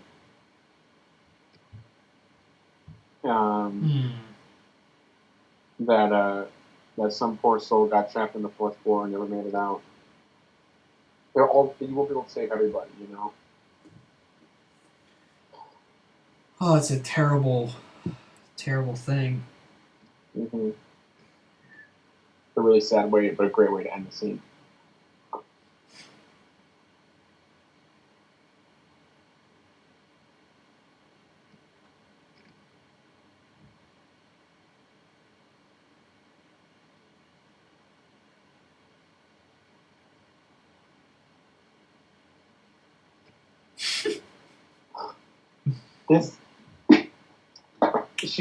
This girl's like a female simp, you know. I gotta be honest, dude. I really like his apartment. Like it's so small, yeah. but I just love how weird. I love how weird it is. Yeah, it just feels kind of cozy. I don't know. To me, outside of not being able to have access to your own personal bathroom, you know. This is actually really nice. This is really nice. It's really, it's kind of weird, but it's nice that she's being good with him, you know.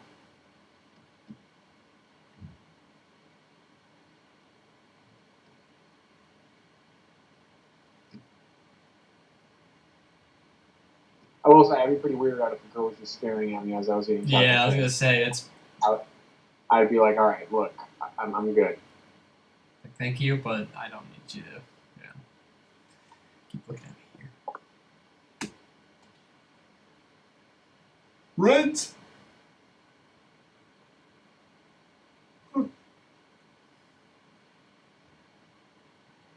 Oh boy.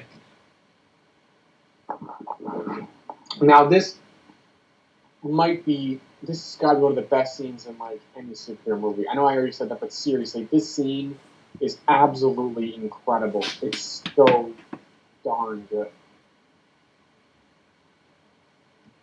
It really is fantastic.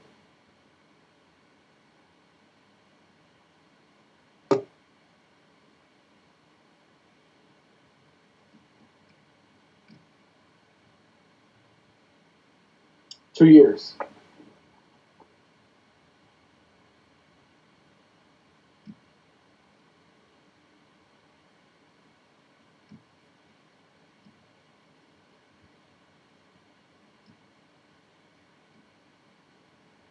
See, I love that she doesn't hold a grudge against him.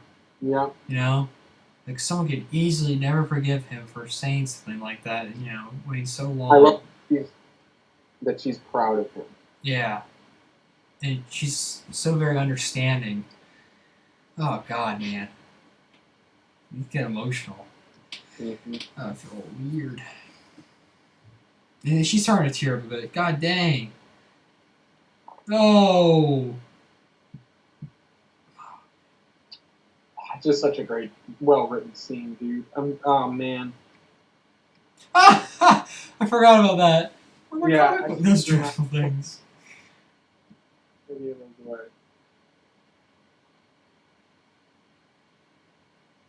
That's what they all say. Oh my God, they still have Ben's car. Oh. Mm-hmm.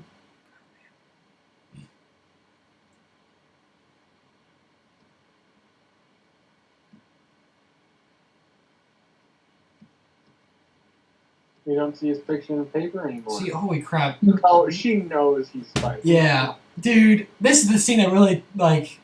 Oh my God. Like I said, it's such a good scene.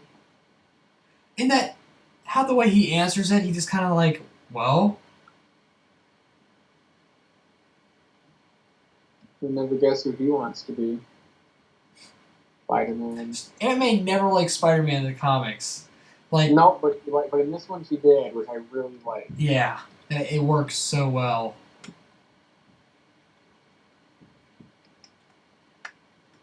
Well, no, kids like Henry need to do that. So he just got for us, if I can pick up an example for all of us. Everybody loves it. It's so well written, dude.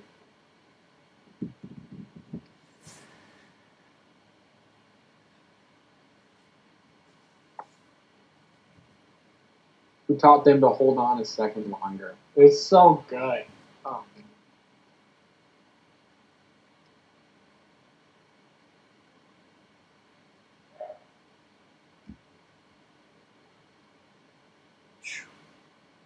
This is the type of innocent, just goodness that I feel like a lot of superhero movies like. Yeah, like that really, wow, man, that really hits you hard. Yeah. And you want to take that to heart and do that exact so thing. This is why I don't like dark and gritty, and why I just don't. Yeah. Well, when the movie contains a message like this, you don't see that much in superhero movies, little at all. It really understands the ins and outs of what it means to be a hero. Yes.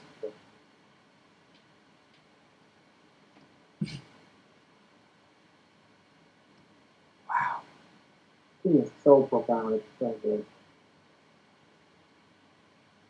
And look, he was so inspired by her words. Now he's because she knows he's Spider-Man. I'm sorry, she knows. Yeah.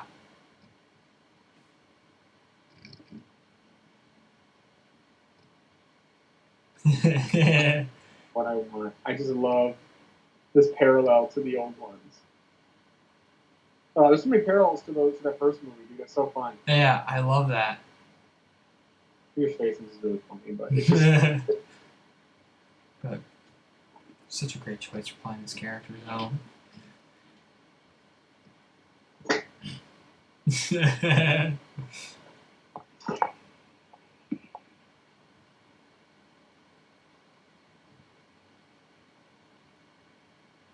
I'm back! Oh. Man, I got a huge fear of heights, and that never happened to me. Oh, man. Oh, my. I would freaking die. Yeah. Oh. I always love how... Oh! My back. This looks so painful. Yeah. Dude, I love how in the comics when he gets, he falls down hard, he gets hit hard, he's like, thank God I have my spider strength, or else, a normal human would have died from that kind of hit, Yep. It's like the same thing here. Oh, now he's like an old... I love how he's so slow. Yeah, he's like, oh.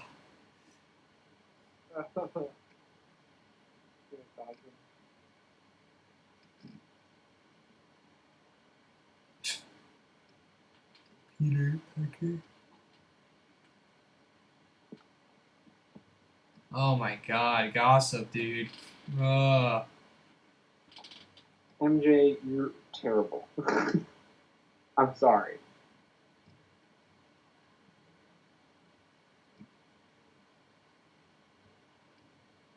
Oh, yeah, dude, this... Yeah, she wants to see if he's Spider-Man.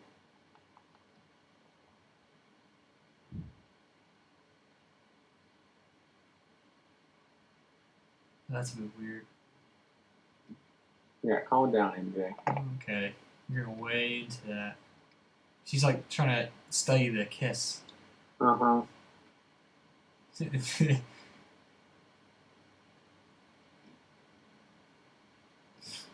I'm back on the moon.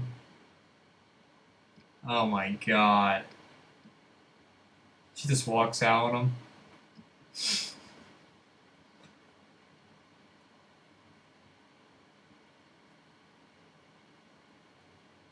I do like that the boyfriend isn't a jerk. You know what I mean? Yeah, like... He's an alright guy. Yeah. You know what I mean? Oh boy. I like how she kind of gives him a shot, but at the same time it's like... Yeah.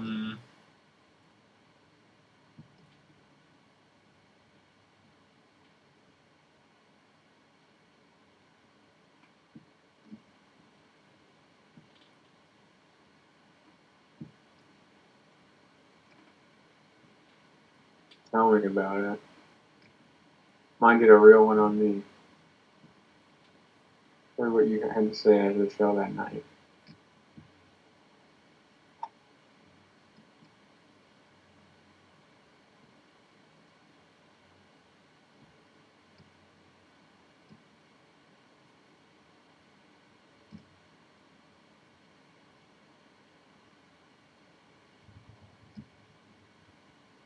I was like, I may be rushed into things, and now she's like, what? Come on, dude. This is terrible. I hate this. Will they? Won't they? Stop. I hate this so much. It's so annoying. And then it continues in the third movie, and then it's like, I know. Renzo said he's a young boy, though. He is the young boy, but, you know, it's true. They don't know what the frick they're talking about most of the time. So, he's the spider's son? Oh my god. That's what you should call it, the spider son. I hope I'm thinking the same thing that Renzo was talking about. Very short.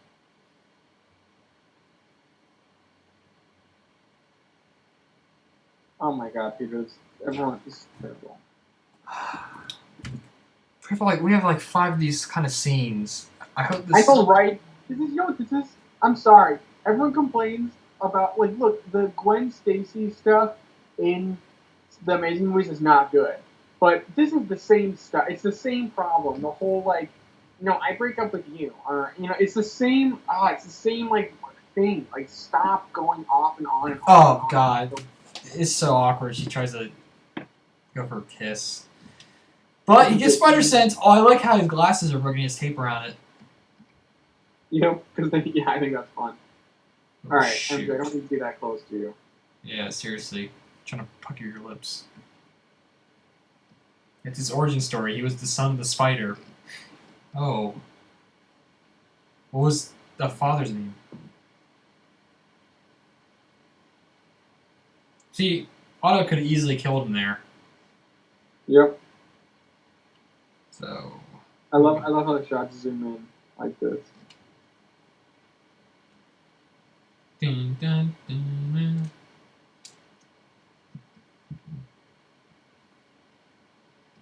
When I was a kid, dude, I hated Mary Jane. Yeah. Need a girlfriend.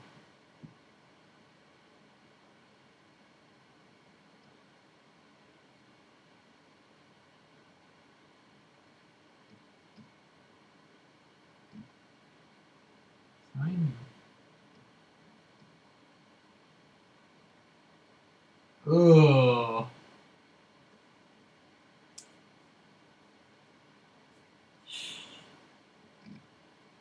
So you could have killed him there too. Mm-hmm. But he has his super spider strength.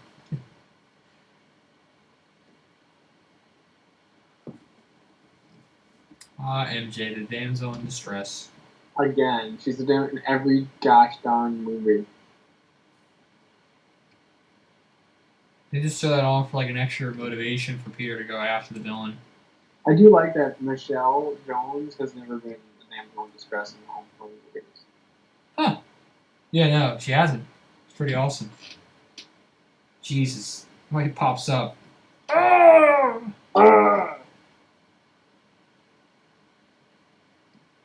Hey! I'm back!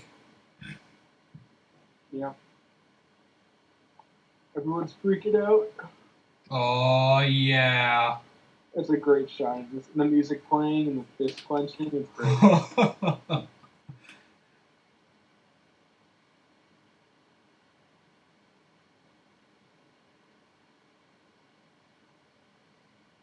I love this scene. Also, I'm so sad they took out a scene where Big Jonah's got the Spider-Man suit on. Oh, dude. Why did they do that? I love that scene. It's so funny. He's the only one who could have stopped Octavius. Yes. I love how he admits it and then, you know.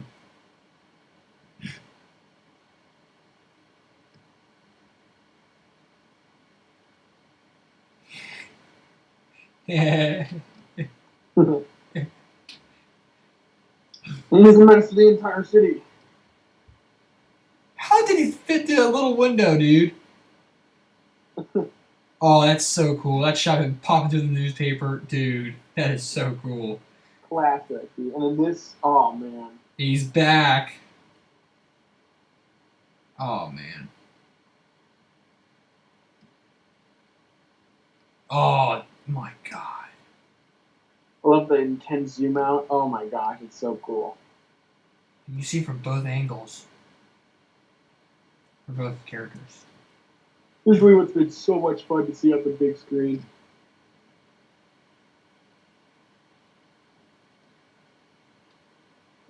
There you go. Now I got the.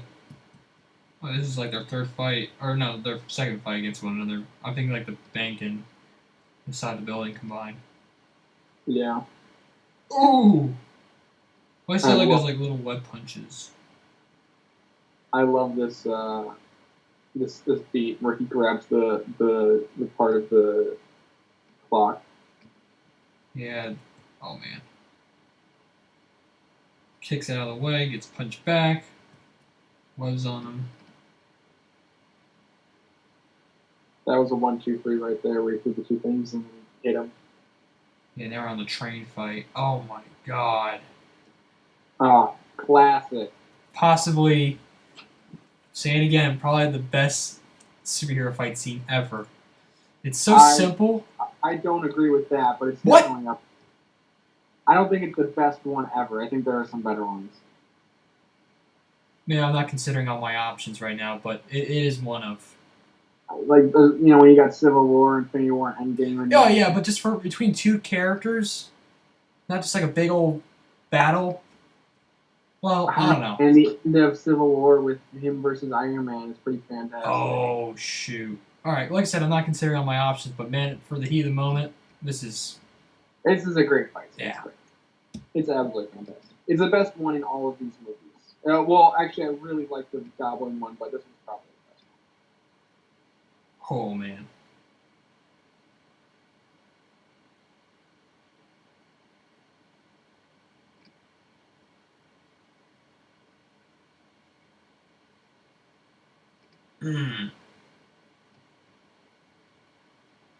This is cool. Slide yeah, how he flies off of it for a second. So cool.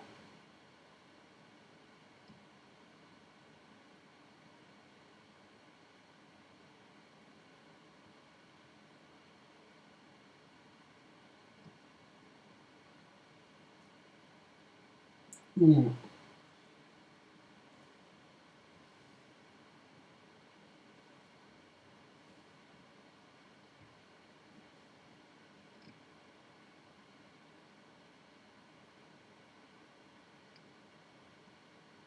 I do think the CGI is probably at its worst in this scene. I'm going to be perfectly honest. Yeah.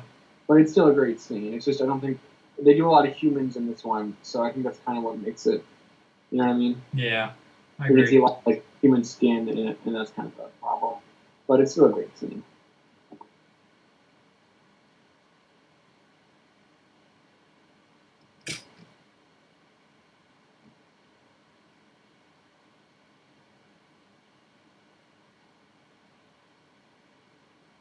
Ooh.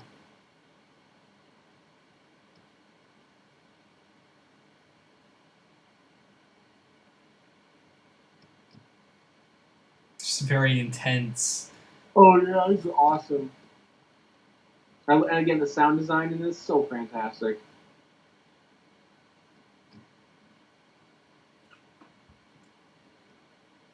Mm. Man, I don't know how people think Spider-Verse is better than this movie. I'm sorry. I just really don't agree with that.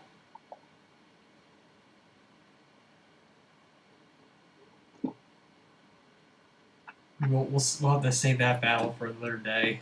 Mm. I do agree with that. So I'm sorry. I'm trying to. At the same time, I'm considering my options. Is when you're like watching a scene that's so like as this and knowing for such a long time, longer than Civil War. I can't believe Civil War has been out for 4 years now. It's insane to think about. But yeah, I would love to watch Civil War as a commentator. That'd be really fun. But that would be all the other Marvel movies, which that is a huge commitment. So it's yeah, that's a big one. Plus, I don't actually. Well, I can watch it on Disney Plus, but yeah, that's probably my favorite Marvel like MCU movie. Honestly, like I cycle between that and I don't know, man. I love Homecoming. Yeah, I love Endgame. I love Infinity War. It's hard to. It's just they all have. Winter Soldier's great. It's just honestly, there's so many good ones. It's hard to rank. That's why it's like it's hard to. I don't like to put a movie. It's like a thing where depending on like the month you ask me, it'll change. Right. You know? Yeah. It's I just don't like how it's like when I have a bunch of options, I don't really like. Oh, but there's certain things I like about this. It's like there's Yeah. they're not all the same movie. You know, they have their own different kinks and twerks. You know, so Yeah.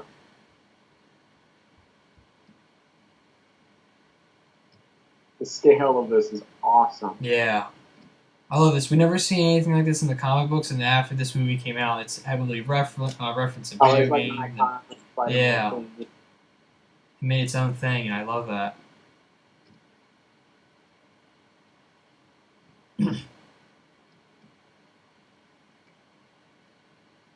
Oh I my god, love. that's the guy that voiced Samurai Jack on the right. Huh.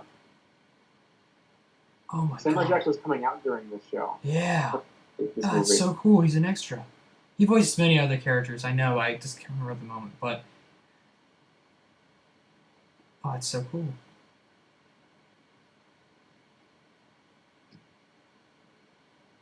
Look at his feet; they're all burnt up. Yeah, I was gonna say. I love that. I didn't notice the detail before until now.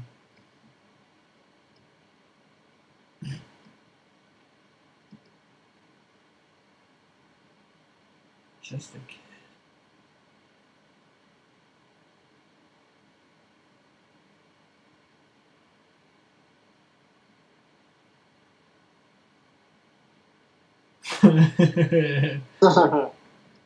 He's like, oh no.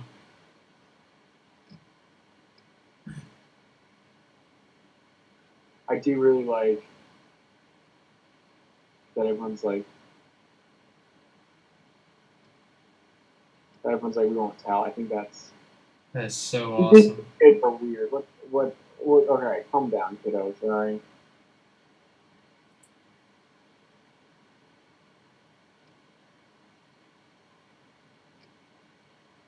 They won't tell nobody. But I do like that everybody agrees, you know.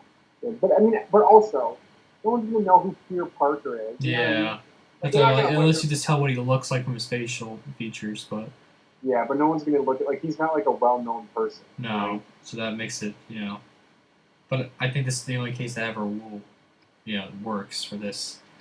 Yeah. Saved a group of people, but and Doc Ock misses a chance until later on he sees it. So Yeah. Oh, I love that. yeah, another scene like this again. Love this. So we have in the first one with Goblin. Yep. It's a shame we don't see that in the third. Really, we see people cheer him on, but not like want to protect him. Oh man, I love that. He kind of heads nods like, "It's all right. It's all right." Ooh. Oh, that is such a cool transition. Oh my god. Oh yeah, that's awesome.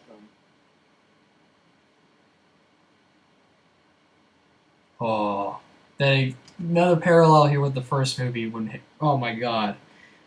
When Peter brings Mm-hmm. Norman When brings home. Norman. Or Trinium, that's what it was. Okay.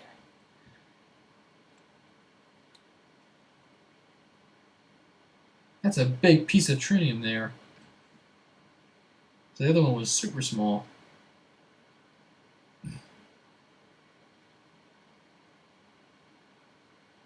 I'll be right back. Alrighty.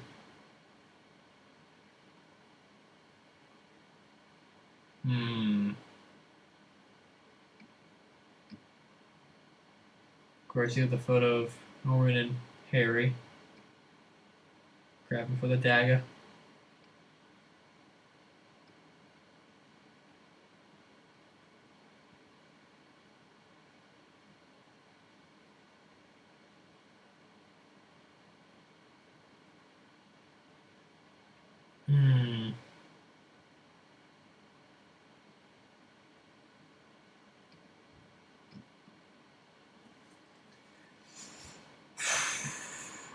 Harry's so surprised. It's like the last person he would ever think. Be Spider-Man.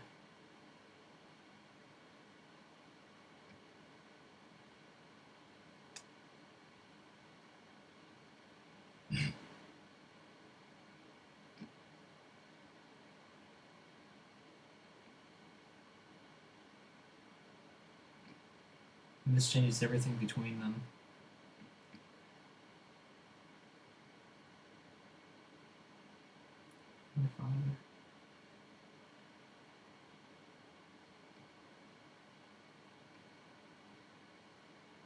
Ooh, he just brushed that off.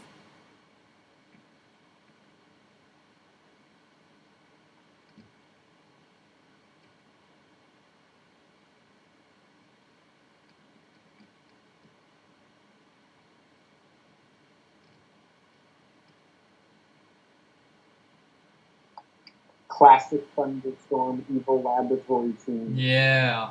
Especially with Lil Rain. Or MJ.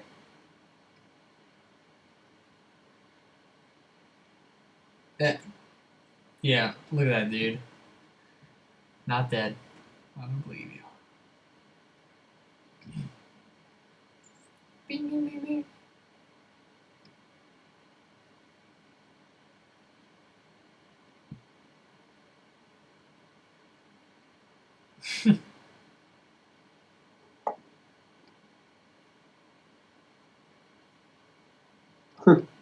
Oh, Jesus.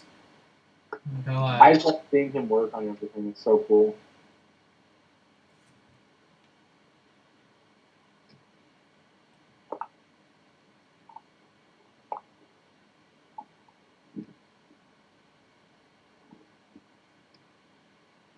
Jesus. Whoa! Dang.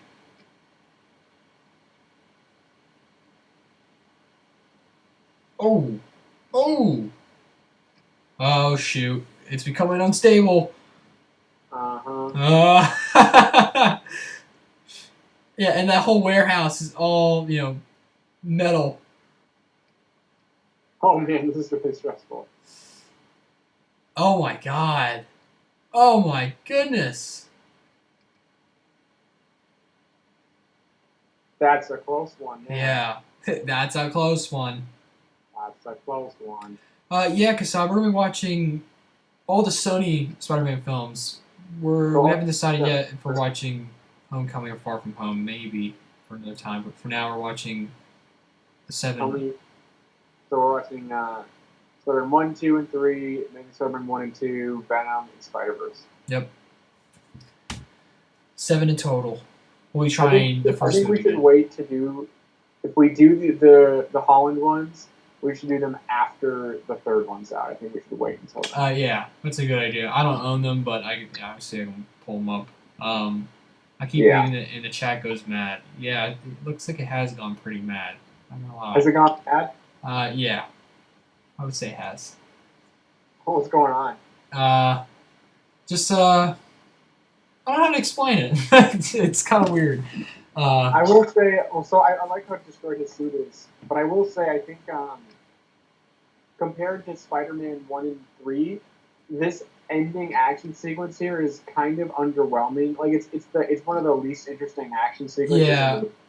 Where I feel like in Spider-Man 1, the most interesting action sequence is the one at the end of the movie, and the same thing goes for 3. This feels a lot more like. I think the stakes are higher in the first and possibly third. Yeah, but this is just a little bit more of an uninteresting action sequence. Yeah. Because we had a huge fight not long ago on the train, between these two characters. Yeah, that should really be the third act. This is kind of a weird afterthought scene. Well, I mean, not the scene, just the action of the scene. Because the scene's actually really great.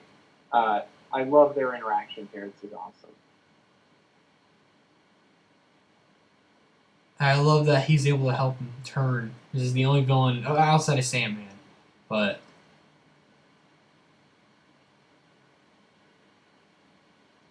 ooh, it's cold.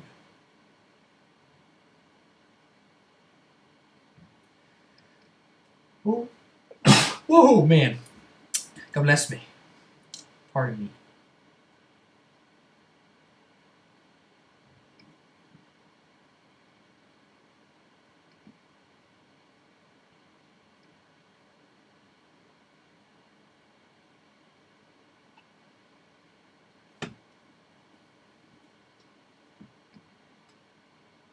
You can tell Peter really learned from what him It's and great. It's great that the lesson Peter Parker learns is the same lesson Otto used to learn. I think it's really great how it ties in their arcs together. That's really. now he realizes, and now it's I love that. Yeah. He's able to teach him something.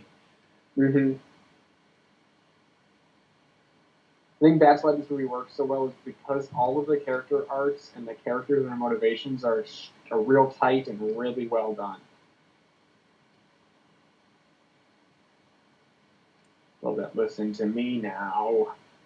Oh, they're like little snakes, dude. It's so creepy. Yeah, they are very creepy.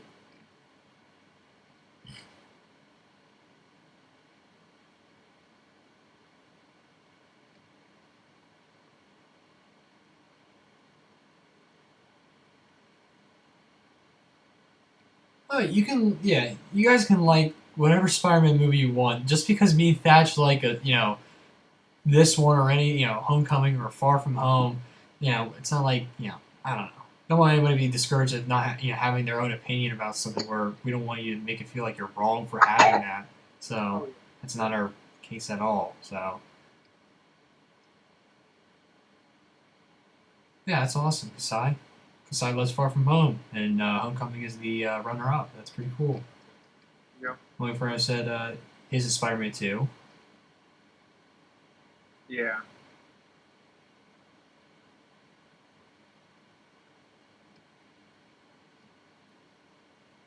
Everyone's talking about the third Spider-Man film. That's cool. Yeah. I think the cool thing about me and Okoto is that we can pretty much appreciate most of them. You know, we don't really like the amazing ones, but we love the Raimi ones just about as much as we love the MCU ones. You know, which I think is kind of what makes us a little bit different.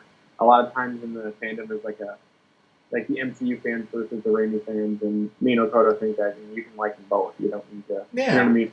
You don't need to choose one, or you don't need to fight, or and we just love both interpretations. Yeah, no one should stop you. Yeah.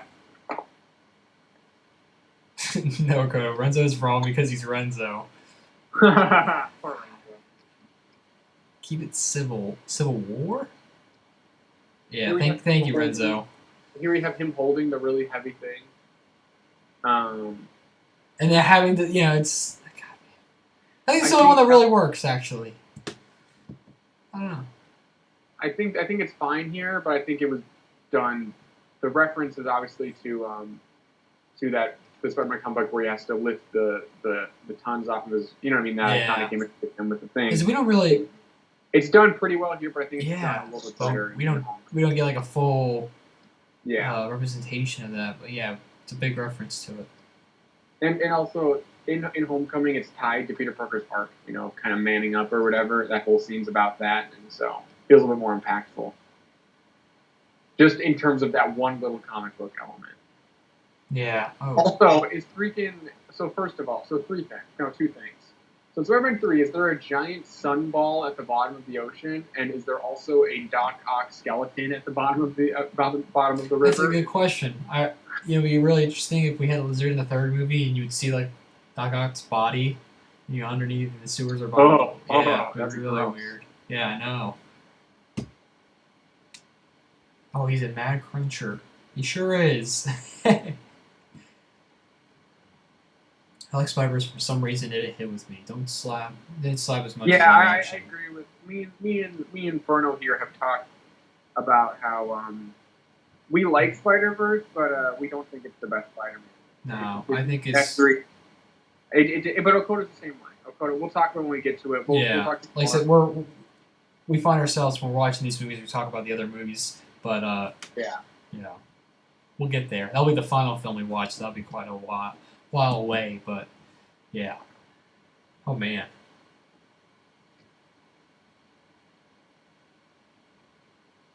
Or why'd you put me in timeout? Well, I think Renzo had a good reason for doing that, pal. It's pretty uncalled for. I haven't really been looking at this. Yeah, you're not missing too much. Fake Tom.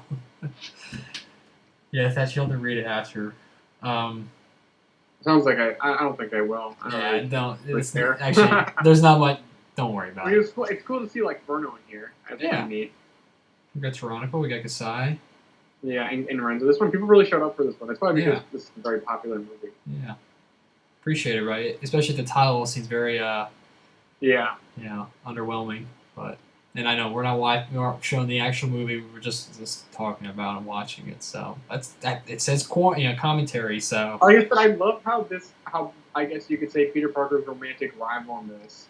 He isn't a jerk. Yeah, he's a fine guy. Like he's jumping up there to try and help MJ. You know what I mean? yeah. Like he's not the stereotypical like romantic boyfriend rival jerk character. And I like that. That's also something I think Far From Home does. I mean, he's a little bit more of a jerk in the movie, but he's not the worst. He's fine. He's like, just yeah. Yeah. So I like that in this movie. Like she's with a good guy. Like this. Like Jonah's kid here is a good dude. And now she makes the decision to. Yep. She should have stuck with it. I'll be honest. But that would have made better sense for Gwen Stacy. I think. I don't know. Here we have Harry Osborn. I'm left with nothing except Spider-Man. Yeah. This is a Harry a bunch of money. All right, you're fine. Yeah, this is a pretty creepy scene. I like how I think most of the masks are gone now from, Oh, no, they're there. Oops. That's kind of a cool way that kind of like Norman's watching over him. There's so many great parallels to the first Spider-Man movie, this one, that make me so happy. Yeah, the mirror, dude. Oh my god, yeah. Also, I love how Norman comes back in every movie. It's so cool how the Green Goblin, who's basically Spider-Man's arch nemesis in the comic books, he is at least. He's Spider-Man's He's Spider-Man's Joker, I mean. I love that he's got such an impact on these other three movies. Like they killed him off, which kind of sucks and was probably a mistake, but it's cool that they still get like a lot out of him. Like his impact is felt, which is great. All I can say is ditto. Avenge me! And this was awesome because we didn't realize this in the first movie. So where does Norman keep all his stuff? Behind the mirror. Yeah. I like how the glass, when shattered, it kind of looks like there's webs, with all the cracks. So, oh, yeah, it does. That's cool. Yeah. And I like the mask for what? Spider webs! Come on, man! It's over there! Yeah. I know because it's not used, but come on. You can make fun for it. Oh, it's so creepy. I love seeing all these. I was convinced, like, it was going to be Hobgoblin after that. And they could have the silver mask. They could have, like... Actually, they had some concept art before that looked pretty cool. They had, not the hockey mask, but... I like how it just has, like, a whole shelf of the green. Yep.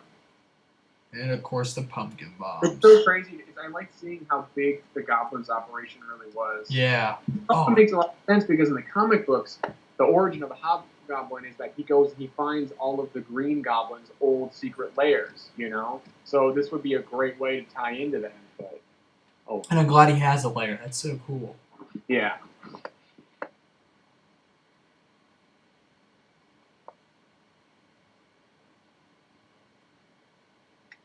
Wedding scene here. Mm-hmm. Is that Mary Jane's mother? I want to say that's John Jameson's mother. Okay. Right? Maybe? I don't know. We don't... Apparently, Mary Jane, her mother is sick, I think. Look, that's a lot of flowers, dude. Holy cow. She doesn't show up. They got this whole get up of a wedding. Mm-hmm. Holy crap. Is that Ted Raimi? Oh, she got her friend coming in. Where'd you see Ted Raimi? This dude's glasses, you can't see him. I don't know if it's him. It'll be funny. Best man. I love this. Oh, Brenda's got a good question that we should probably answer after we've done this. No, I don't think it is the mother. Alright, so it must be Mary Jane's. Call Deborah. Tell her not to open the caviar. Alright, so here's a cool thing. Freaking Thomas Jane played a Punisher in 2004 when this movie came out. He's right there. Right when he looks at Mary Jane.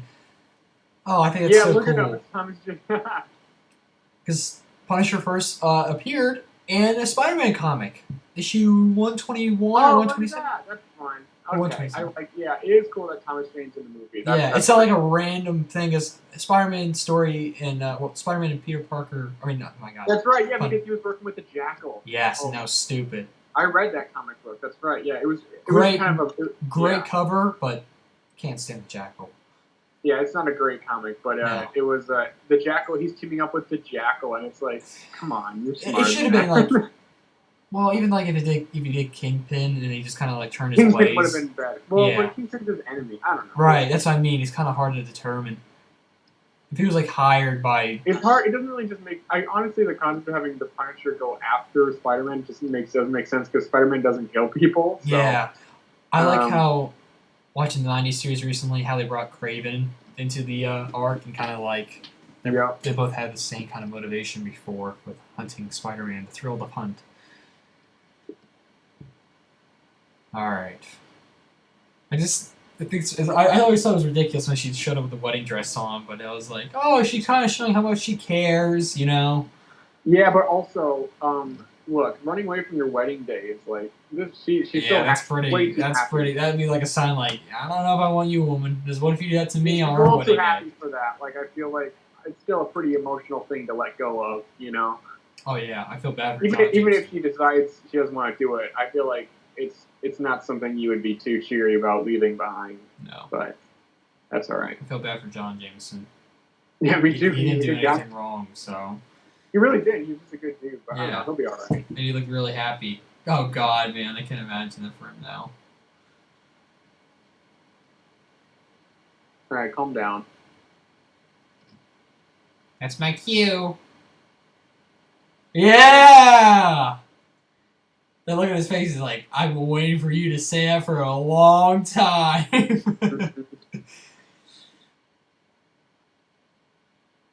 This goes out butt naked. Holy crap. And we have another triumphant swing sequence at the end. Yes.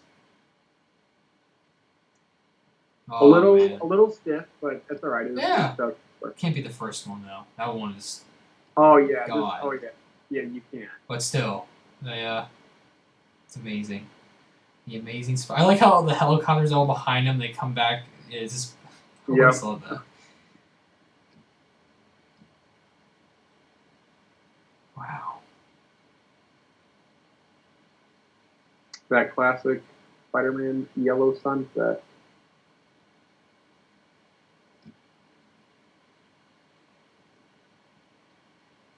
Oh yeah. At this point, it plays. I need what Hope like, dangles on a string like a slow spinning redemption. Oh, I like how they call Bruce Campbell Snooty Usher. That's great. Can we just talk about how this is the worst credit song? You and me were playing this movie while we were animating when I was with you last year, and we were just. I heard the song and I was like, what the frick? This does not fit at all. All right. No, this is a terrible song. Yeah. For the credits. Vindicated. I think it's like Dashboard, something. I don't know. Oh my God, man. Well, that's Spider-Man 2, and we got through the whole stream, which I'm so happy about. Always has and always will be a great movie to both of us. Yeah. I always love going, but it never gets old. You know, it's like we always find something new to look and talk about. So, yeah. Oh man. I always love how they have the webs at the end of the credits too, like they attach to one another and go on and on. That's so cool. Man. Yeah. Oh man. We got through the whole movie. Yeah. Hey. All right. Let's not jinx it though. Hey. That deserves some some praise that we actually made it through this. Yes, so thank you, YouTube. I guess we're going to keep with the goofy title. So, Renzo, keep it going with me. I think I want to do like something with like the black goop in the next one, all right? Oh, yeah, the Rise of the Black Yeah, Goop. the sand and the goop. That's what I want to do, probably. I don't know. We'll see. And then we'll have to get really creative with... Oh, my God, you got to call it like Turd in the Wind. Yeah, we're going to do Turd the One for Venom. That'll be good for Venom. I want to do something funny with like Amazing Spider-Man 2, you know. Oh, there's so much. Yeah. So you'll see our creative titles, but our thumbnails. You could do Spider-Man. Yeah. There's a lot you could do. I wanted to do Night Monkey for one of these, but you know. Oh yeah. That could be the next one. Anyway. Yeah. Well, we'll see. Yeah. We'll see. Maybe Night Monkey for Amazing Spider-Man because it's all like edgy and dark. Yeah. Well, thank you, Kasai, for following along, and everybody that has joined. Really appreciate it, Renzo. Everybody else. For those that were just saying random things in the comments, I'm not, you know. But I kind of want to answer Renzo's question of like a fond Spider-Man memory, I think it was. Oh man, where's my cursor? Oh, there it is. My mouse is like all across the screen. Yeah, what is your most treasured Spider-Man memory? Oh, man. Oh, that's a hard one. I think, all right, I'll say one that has happened recently, and Thatch knows this, because last summer, when I was visiting Thatch, I got to watch Far From Home the first time, premiere day with him, and it was an exhilarating experience. Got to see together, we were so hyped, we hyped it up for one another, and we watched these two movies. We got halfway through the third movie, but we didn't finish it for good reason, you know. And just being able to... I don't think we watched Homecoming probably before that, which was funny. I felt like we should have done that, but... We should have, definitely. Yeah. But that was such a different movie experience that I had never had before. Like, going with somebody that is excited as I am, let's just like my dad, but to that extent of Spider-Man, yeah. It was unreal. And especially with the ending and just with the character, we were so... Yeah. When J.K. Simmons showed up, that was pretty incredible. And Mysterio. Also, when the Mysterio sequence happened. Yeah, that portrayal of the character. I remember because so two things blew my mind. That's how we were seeing it with a good audience because when they did the Mysterio scene, people were really freaking out about that. I remember that. And then same thing with J.K. Simmons. That got some. I remember people were really happy about that. I feel like we were like dead center. We're at a perfect spot in front of the big screen, and that was amazing. I'll still remember So when I looked over, when J.K. Simmons showed up, I freaked out and I immediately turned and looked at you. And so you know that photo of you doing the Chris Pratt. The Chris Pratt. It was kind of like that, but a little bit more shocked. It was like that. That's already. Oh God. So that was. I remember that was awesome. I'm trying to think of treasured Spider-Man moment. It's really. I don't know. For me, I don't know. I'm trying to think of. There's so many. Like when you're like little. When you've been a fan for your whole life. Right. It's hard, but I just think like most recently that's the best one I've had in years. That's one for me. When I remember. I knew the Civil War trailer was coming out today. Was going to come out, but I had school that day. Oh my God! I woke up and I didn't watch it because it wasn't out in the morning, and I didn't, And so I got home and the first thing I did was grab my mom's phone and look up the trailer. And I didn't know that Spider-Man was going to be in it because I went to the Marvel channel and it's just Captain America. But I was hoping Spider-Man would be in it, and I remember it got to the end, and when Spider-Man showed up, I freaked out. I lost my mind. I was so happy. That was a pretty good one. Like you said, the Far From Home screening was great. The whole, you know they call certain drugs are depressants and certain drugs are like they make you more excited, you know? Yeah. Like dopamine or like Yeah. So when I saw Spider-Man in Civil War, the entire time watching that sequence, it was like I was high on some sort of like rising drug. It was insane. I remember how happy I was. That's just the thing I've realized about these movies is whenever I see one, even the bad ones, I just always have a smile on my face just because it's just great to see Spider-Man on the big screen. Yeah, that was a great moment. I don't know, man. There's so many. I could point out like finding like action figures at the store and stuff like that. Dude. Oh my God. Yeah, I don't know. So many I made with you last year visiting. You know, when we found the stealth suit, like and all the other figures getting Hydro Man and Doc Ock and. I remember we walked right into the Mall of America. There was a Walgreens, and right across from us, we looked and we saw and we freaked out. Yeah, we went around the whole Mall of America just to look for those figures. Yeah, that was somewhat successful. We couldn't find Mysterio or Spider-Man the whole time. We couldn't find the two we really wanted. Yeah, but we still found at least a few figures. So yeah, no, that was there's a lot. I don't know, man.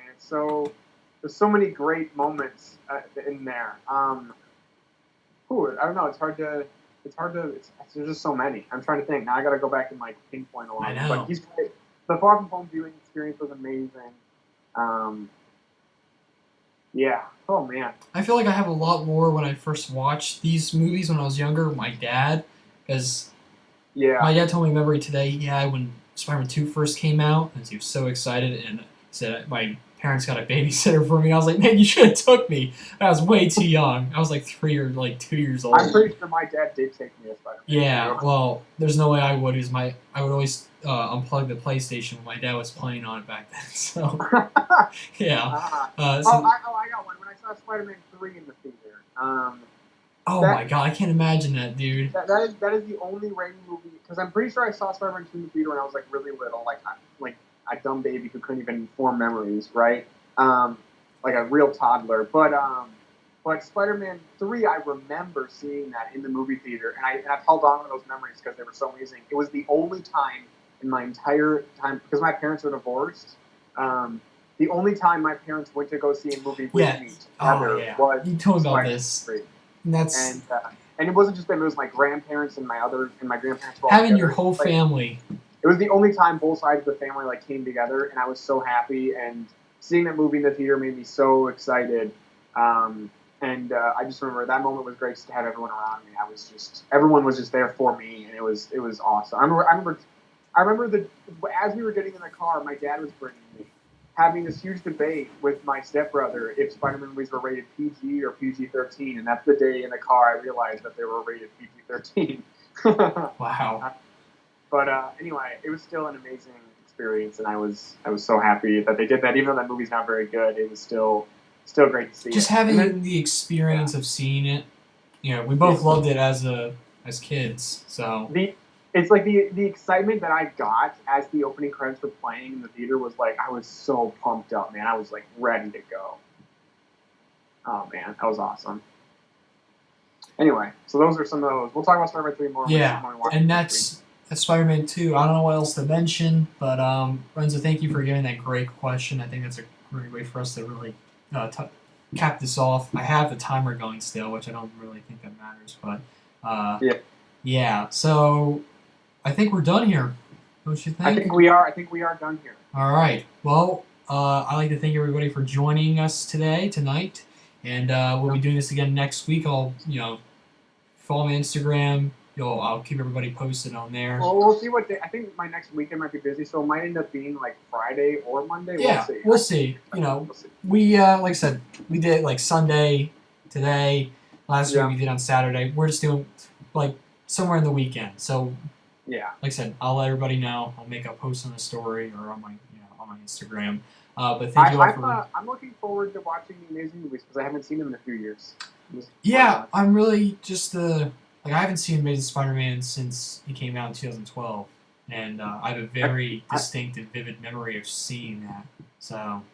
Yeah, me too. I remember being very disappointed. Yeah, I was on my grandmother's, moving between houses and watching the basement late at night. My mom and sister are asleep. My dad's at work, and I was just like, "What? That's a lizard?" I was like, "That's not." We'll talk about that.